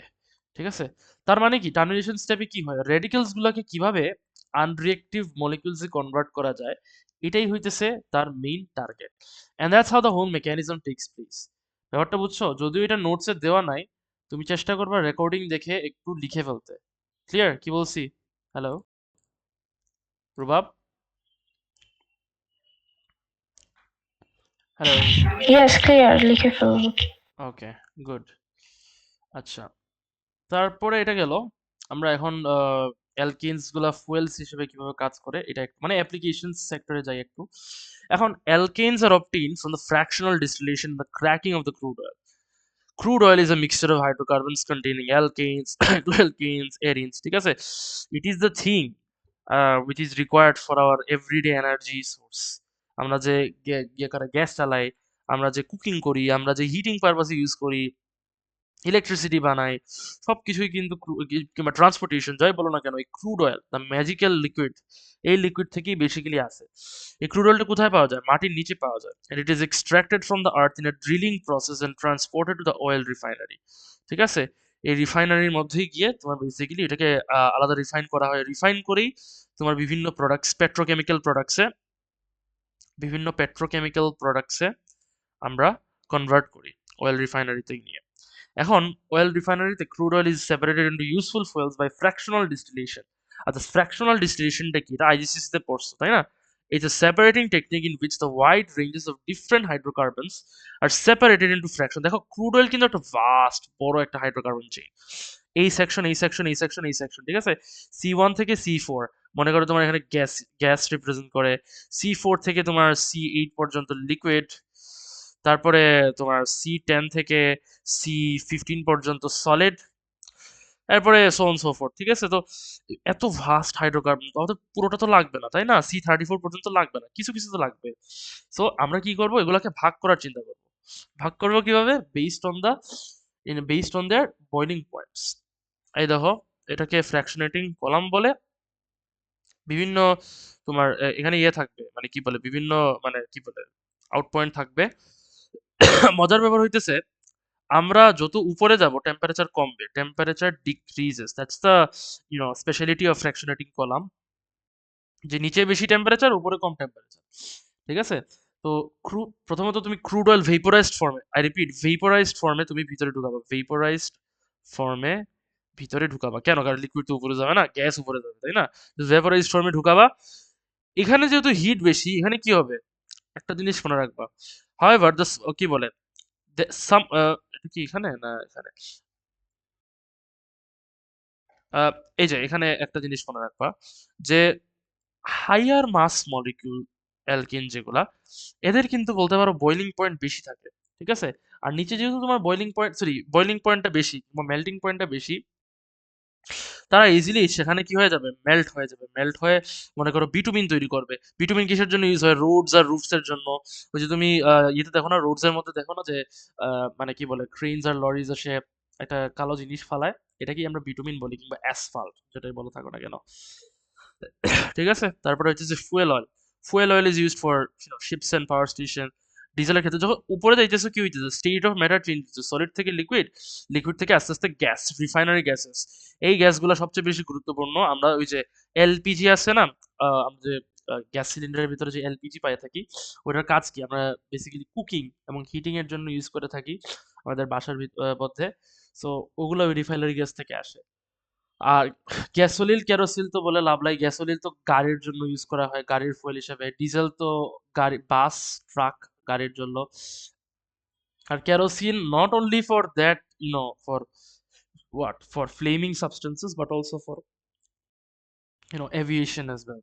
ঠিক আছে, এটা মনে রাখবা। তো ইউজ গুলা মনে রাখবা, এবং কিভাবে তোমার টেম্পারেচার অনুযায়ী যায় উপরে, ওটা মনে রাখবা। আচ্ছা, এখন আসো cracking. See, cracking of crude oil fractions. However, the small hydrocarbon fractions, such as gasoline fractions, are in high demand compared to the larger ones. Some of the excess heavier fractions are broken down into smaller, more useful compounds. আচ্ছা, মজার ব্যাপার হইতেছে, heavier যে fractions গুলা এদের কিন্তু usefulness অনেক কম, but তুমি যত উপরে যাবা শর্টার ফ্র্যাকশনস গুলার কিন্তু ইউজফুলনেস বেড়ে যায়।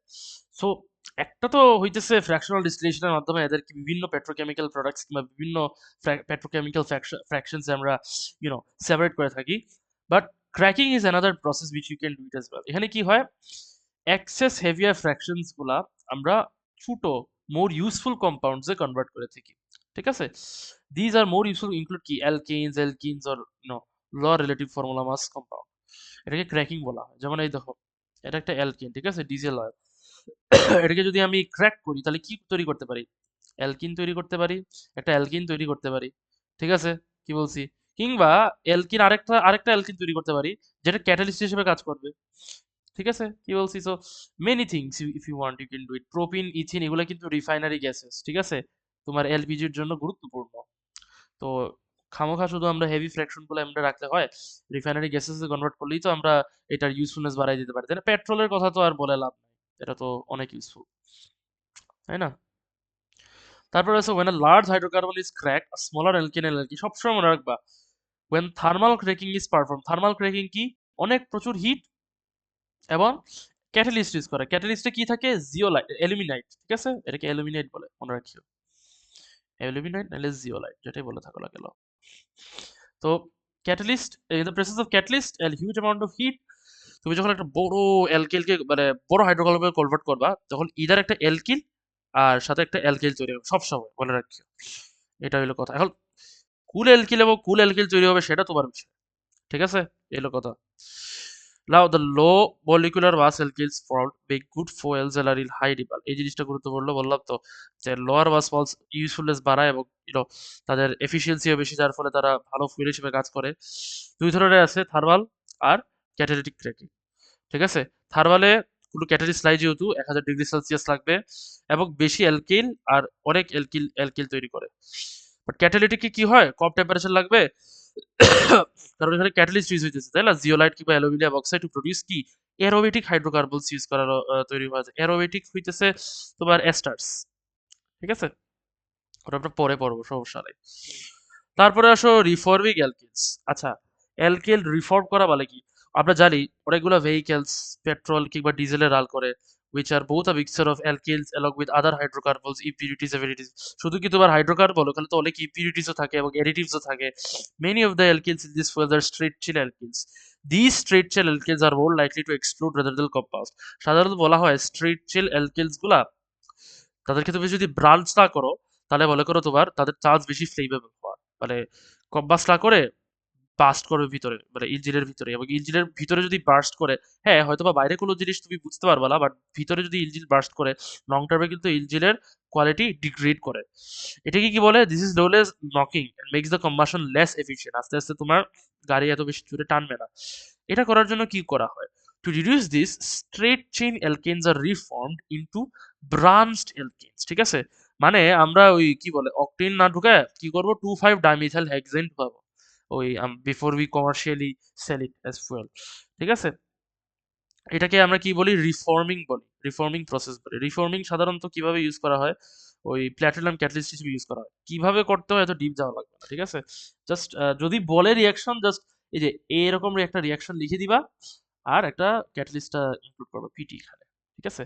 এত ডিপ যাওয়া লাগবে না। রিফর্মিং এ আরো অনেক স্টেপ আছে, বাট এটা তুমি তো আর ইঞ্জিনিয়ার না, এত ডিপ যাওয়া লাগবে না। জাস্ট বেসিক্সটা মনে রাখলেই হচ্ছে। এখন কিছু জেনারেলি মানে what are the problems associated with fuels and everything, যেহেতু এগুলো হাইড্রোকার্বনস। দেখো, প্রথমত হইতেছে কমপ্লিট কম্বাসন, আর আমরা তো জানি কার্বন ডাইঅক্সাইড পানি তৈরি হয়, কিন্তু লিমিটেড সাপ্লাই থাকলে কি হয়? ইনকমপ্লিট কম্বাসনের মাধ্যমে কার্বন মনোঅক্সাইড কিংবা সুট কার্বন তৈরি হয়, তাই না? এখন কার্বন মনোঅক্সাইডের একটা বড় সমস্যা, এটা আমরা এখন পড়বো। এই যে প্রথমত হইতেছে যে সুট নিয়ে আমরা চিন্তা করি। তারা কি করে? They clump together to form soot which gradually falls back to the ground. তখন দেখবা কার এক্সস্ট, ওই যে আমাদের গাড়ির পিছনে যে তোমার ইয়ে থাকে, সাইলেন্সার থাকে কিংবা এক্সস্ট পাইপস থাকে, তারা কি রিলিজ করে? ধোঁয়া দেখো না, এগুলোর মধ্যে কিন্তু টক্সিক গ্যাসেস থাকে, such as carbon monoxide, oxides of sulphur, oxides of nitrogen and volatile organic compound, যেগুলো অবভিয়াসলি স্বাস্থ্যের পক্ষে ক্ষতিকারক, তাই না? When released into the atmosphere, these pollutants have serious environmental consequences, damaging nature and health. So এটা তো বুঝতেই পারতেছো কেন এবং কিভাবে বুঝতে হবে। কার্বন মনোক্সাইডের কথায় আসো। কার্বন মনোক্সাইড কিন্তু একটা টক্সিক আর odorless গ্যাস, ঠিক আছে? It can cause dizziness, loss of consciousness and eventually death. How? প্রথমত, কার্বন মনোক্সাইড হেমোগ্লোবিনের সঙ্গে বাইন্ড করে। আমরা জানি রেড ব্লাড সেলসের মধ্যে হেমোগ্লোবিনের কাজ কি? অক্সিজেন ট্রান্সপোর্ট করা সারা বডির মধ্যে, তাই না? এখন অক্সিজেনের বদলে যদি কার্বন মনোক্সাইড হয়, বাইন্ড হয়, তাহলে কি হবে? কার্বক্সি হেমোগ্লোবিন তৈরি হবে, ঠিক আছে? এবং কার্বক্সি হেমোগ্লোবিন তৈরি হওয়ার ফলে কি হবে? Less or less amount of oxygen will be supplied to all other parts of the body, and বুঝতেই পারতেছো লেস অক্সিজেন হইলে less energy will be release by respiration in your whole body, and বুঝতেই পারতেছো তুমি কেন dizziness এবং loss of consciousness feel করবা, হয়তোবা in some cases you might die as well. এই দেখো, এখানে দেওয়া আছে কিভাবে কি হইতেছে না হইতেছে, ঠিক আছে? এই হলো কথা। মানে দুইজনই কিন্তু কম্পিট করে, অক্সিজেনও কম্পিট করে, আবার কার্বন মনোঅক্সাইডও কম্পিট করে, কিন্তু কার্বন মনোঅক্সাইড যেহেতু বেশি রিঅ্যাক্টিভ, সে অক্সিজেনকে মানে সরায়, সে নিজে বাইন্ড করে ফেলে। তারপরে হচ্ছে oxides of sulphur. Oxides of sulphur কিভাবে করে দেখো, some of the crude oil products from cracking contain sulphur atoms. অনেকগুলা ওই যে এই যে এত বড় চেইন, এখানে কিন্তু শুধু অক্সিজেন আর হাইড্রোজেন না, এখানে কিন্তু সালফারও থাকতে পারে, ঠিক আছে? অনেকগুলো সালফার অ্যাটমও থাকে।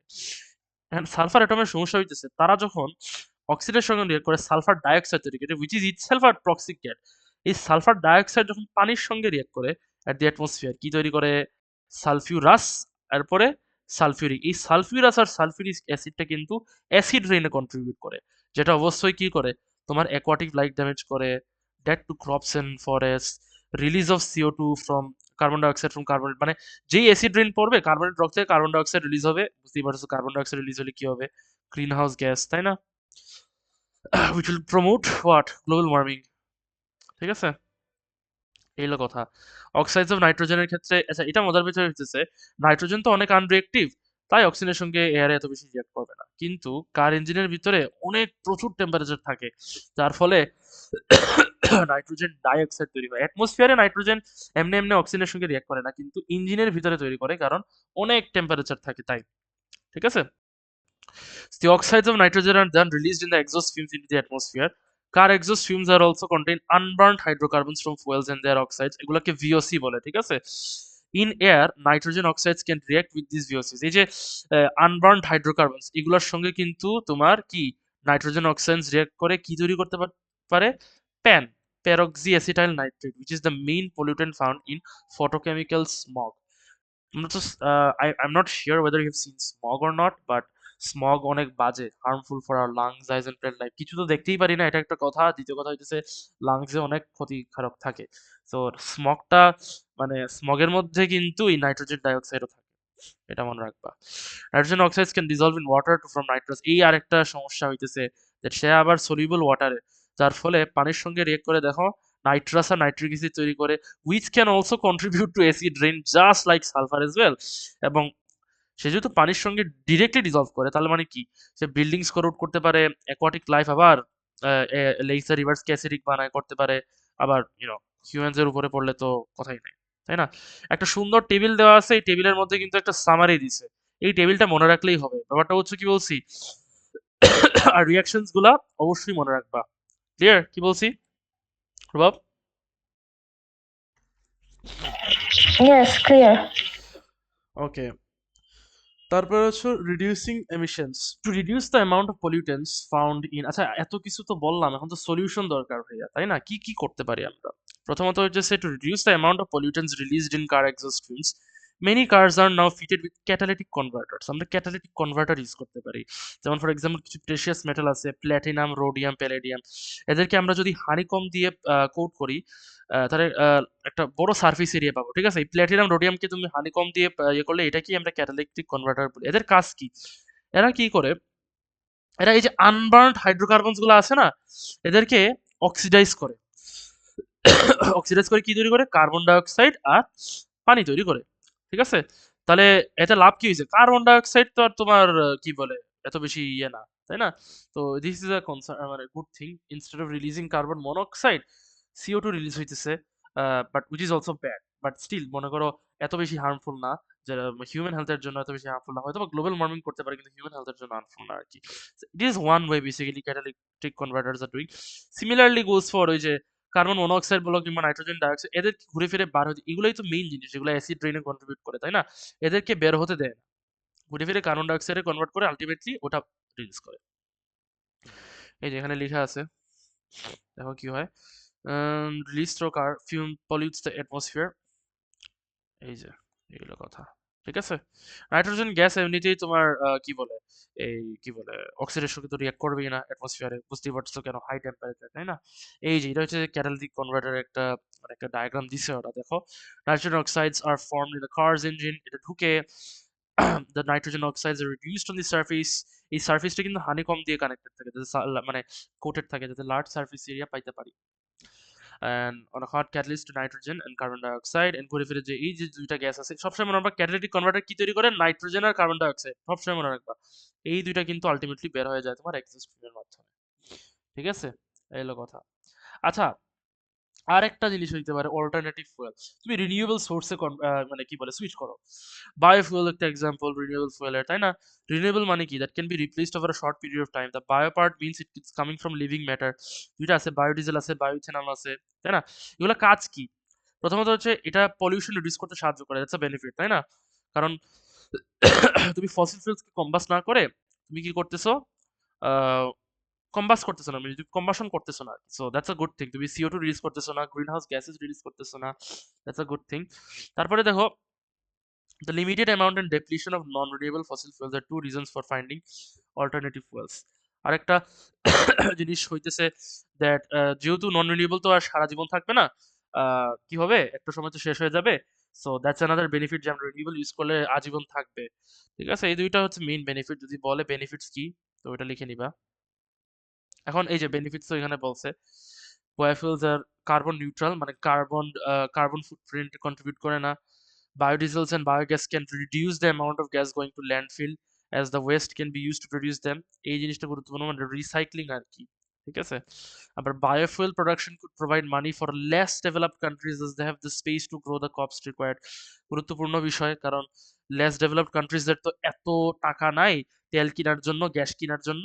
সো বায়োফুয়েলের মাধ্যমে আমরা ইজিলি ইয়ে করতে পারবো, মানে কি বলে, যাদের যেহেতু তারা যেহেতু সাধারণত less developed countries agriculture base থাকে না, সো তাদের তাদের জন্য বেটার হইলো না, ক্রপস থেকেই যেহেতু তুমি বায়োফুয়েল তৈরি করতেছো এবং তাদের এডুকেট অ্যামাউন্ট অফ স্পেস আছে ক্রপস বানানোর, so that's a benefit for them.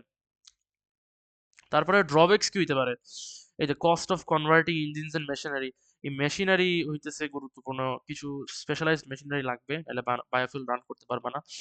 Many developed countries are about whose space right, to produce enough plants to make bio, because the land it is used for food production. এটাও একটা good thing basically, যে develop কান্ট্রিজের ক্ষেত্রে আবার উল্টা industry চলে আসছে, কিংবা মনে করো তারা তেল আর গ্যাসের উপর ডিপেন্ডেন্ট, সো স্পেস নাই বলতে, এই জন্য আর কি এগ্রিকালচার বেস থাকে না সাধারণত develop countries, so that's a drawback. It's not for everyone. Green house গ্যাসের কাজ কি, যখন শর্ট ওয়েভ রেডিয়েশন সান থেকে আর্থের ইয়ে থেকে আর্থের সারফেসে স্ট্রাইক করে, সব কি এখানে অ্যাবজর্ব হয়? কিছু তো মনে করে বের হয়ে যায়, রিফ্লেক্ট হয়ে যায়, তাই না? কিছু যে রিফ্লেক্ট হয়ে যায়, যদি উপরে একটা ব্যারিয়ার থাকে, ফর এক্সাম্পল CO2, এভাবে সে কি করে, এসব green, it is an example of green house gas, তাই না? আমরা এটাই বলতেছি, সে কি করে এই আয়ার রেডিয়েশন গুলোকে অ্যাবজর্ব করে ফেলে, তার ফলে পুরোপুরি আর আর্থের বাইরে রেডিয়েশন যাইতে পারে না। আস্তে আস্তে তাহলে কি, CO2 যেহেতু অ্যাটমসফিয়ারে আছে, তোমার কি হবে, টেম্পারেচার বাড়া শুরু করবে।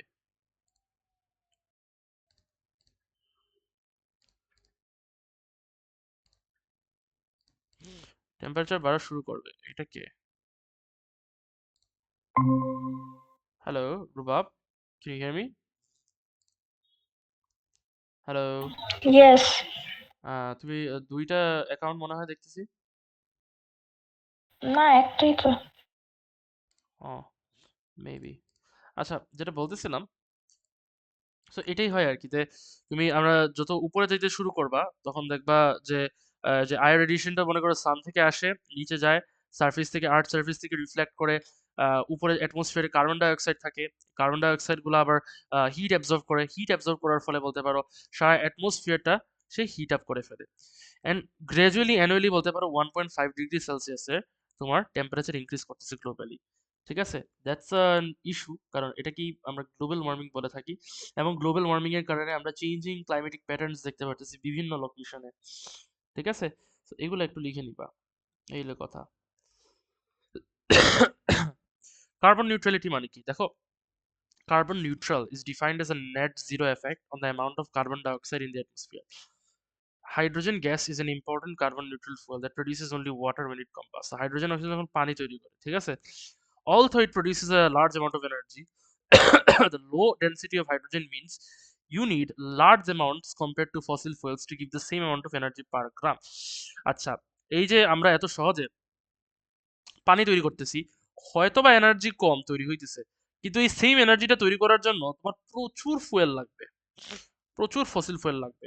তার মানে কি, তোমার একদিকে কি হইতে পারে, প্রথমত হইতেছে মানে এত বেশি ফুয়েল, ফসিল ফুয়েলের সেফটি তো একটা ব্যাপার আছে, তাই না? সেফলি হ্যান্ডেল করতে হবে, কস্টও একটা ফ্যাক্টর, তাই না? এই একটা ইস্যু আর কি।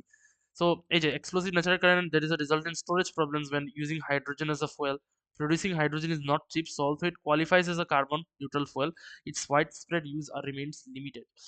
আচ্ছা, এখানে একটা গুরুত্বপূর্ণ হইতেছে that যদিও তুমি হাইড্রোজেনকে এভাবে রিয়াক্ট করতে পারো, রিয়াক্ট করে পানি তৈরি করতে পারো, প্রচুর এনার্জি তৈরি করে, কিন্তু সমস্যা হইতেছে তোমাকে যদি মানে ইয়ে করতে হয়, মানে কি বলে, এই মানে মজার ব্যাপারে হইতেছে যে এই যে মনে করো 400 কিলোজুল এনার্জি মনে করো রিলিজ করে, ঠিক আছে? 400 তৈরি করার জন্য মনে করো 5 কেজি লাগবে, এখানে 1 কেজি, যেখানে 1 কেজি হাইড্রোজেন লাগতেছে এখানে 5 কেজি ফসিল ফুয়েল লাগবে।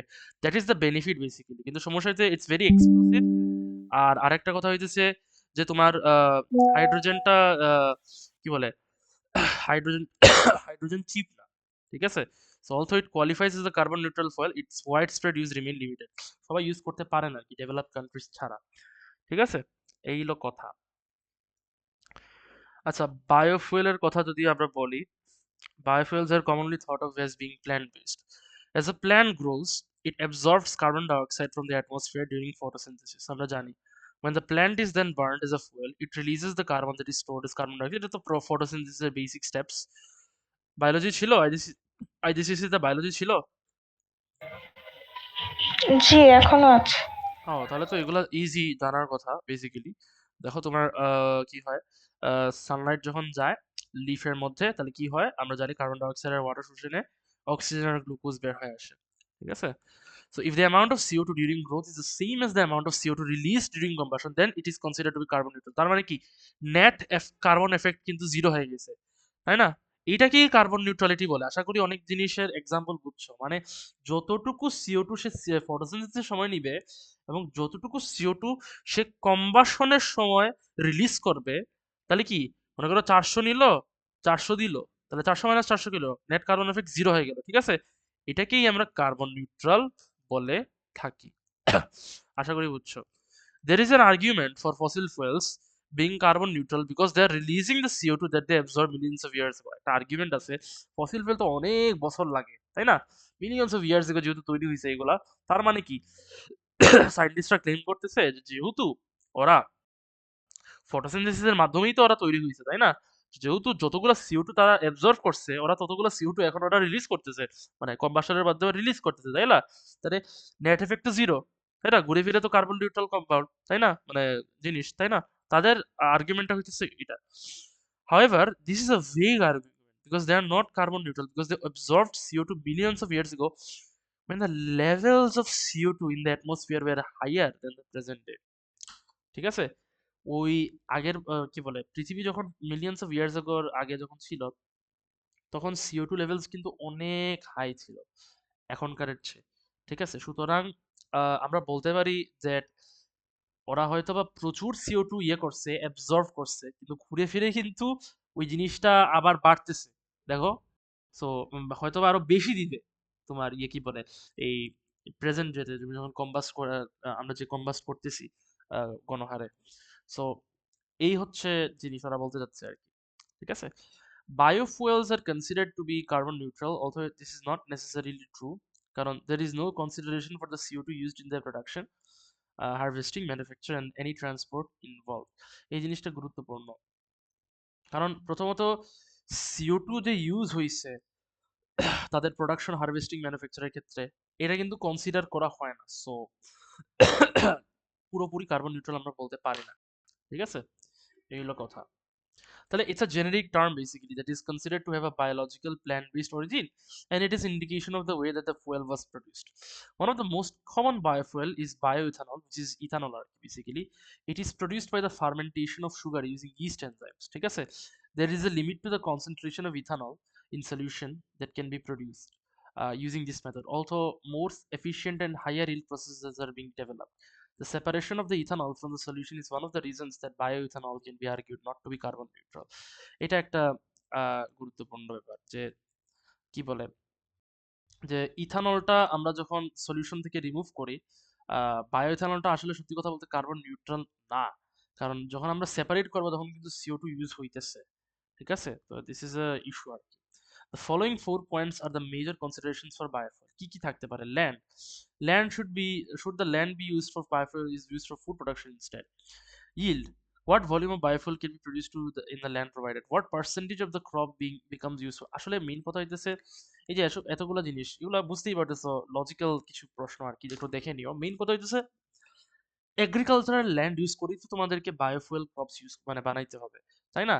তো এখানে তো অনেক প্রশ্ন থাকতেই পারে যে আমি এটা কি ফিজিবল কিংবা এটা কি এফিশিয়েন্ট যে আমি কেন কি বলে ফুড প্রোডাকশনের জন্য একটা ল্যান্ড যেটা বরাদ্দ করা হয়েছে ওইটার ফুড প্রোডাকশনের instead of doing food production I am basically producing bio crops for producing biofuel, and is it feasible? Like এটা হারভেস্ট কি বলে হারভেস্ট গ্রো প্রসেসিং করার পরে কি ফিনিশ প্রোডাক্ট যেটা এটা কি সেল হবে আদৌ? এই একটা কমার্শিয়ালি কি প্রফিটেবল হবে? এগুলো কিন্তু প্রশ্ন আছে। ও আচ্ছা, ওরা কিন্তু মেকানিজমের নেক্সট পার্ট দেখো, যা বলছিলাম তোমাকে লিখতে হবে না, সুন্দর করে এখানে দেখো দিয়ে দিছে। দেখছো, হ্যাটোলাইটিক আর হোমোলাইটিকের মধ্যে তারা কিন্তু দুইটা ইলেকট্রন শেয়ার করে। দেখো এই যে এখানে একটা কথা হইতেছে, এটা মনে রাখবা যে এটা তো বললাম যে নিউক্লিওফাইল কি, এই যে হ্যাটোলাইটিক ফিশনের মাধ্যমে কিন্তু একটা নিউক্লিওফাইল তৈরি হয়, একটা ইলেকট্রোফাইল তৈরি হয়। ইলেকট্রোফাইলটা কি, যেটার মধ্যে কিন্তু ইলেকট্রনস নাই, কোনো লোন পেয়ার অফ ইলেকট্রন নাই এবং সাধারণত এটা পজিটিভ চার্জ থাকে। আর নিউক্লিওফাইল কি, এই অক্সিজেন হ্যাজ একটা এক্সট্রা ইলেকট্রন, মানে এটার একটা লোন পেয়ার অফ ইলেকট্রন থাকে সাধারণত, ফর এক্সাম্পল OH। ঠিক আছে, তুমি যে OH ব্রেক করবা তখন কি হবে, একটা নিউক্লিওফাইল তৈরি হবে, একটা ইলেকট্রোফাইল তৈরি হবে। ঠিক আছে, এটা পানিকে যখন ব্রেক করবা আর কি, এটাই আর কি। ঠিক আছে, এটা পানি কিন্তু পোলার বন্ডস অবভিয়াসলি হ্যাটোলাইটিক ফিশনের মাধ্যমে, পোলার বন্ডস গুলো সাধারণত হ্যাটোলাইটিক ফিশনের মাধ্যমে ব্রেকডাউন হয়, সবসময় মনে রাখিও। আর তোমার হোমোলাইটিক ব্রেক হয় নন পোলার। ঠিক আছে, এই হলো কথা।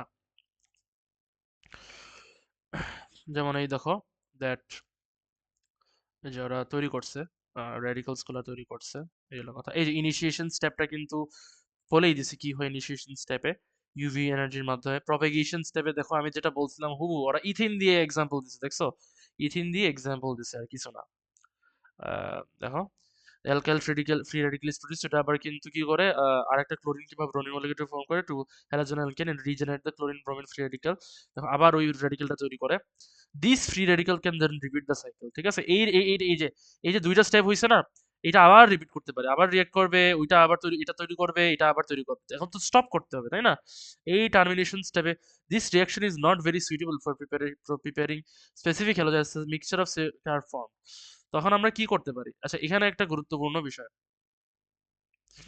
আহ, এখানে একটা জিনিস যেটা গুরুত্বপূর্ণ যে প্রথমত হইতেছে if there is enough chlorine, যদি এক্সেস, এখানে এই জিনিসটা হয়তো আমি বলতে ভুলে গেছি, যদি এক্সেস ক্লোরিন কিংবা ব্রোমিন থাকে তখন all the hydrogens in the alkene will eventually get substituted, মানে ইথেন will become this। ঠিক আছে, কি বলছি দেখো,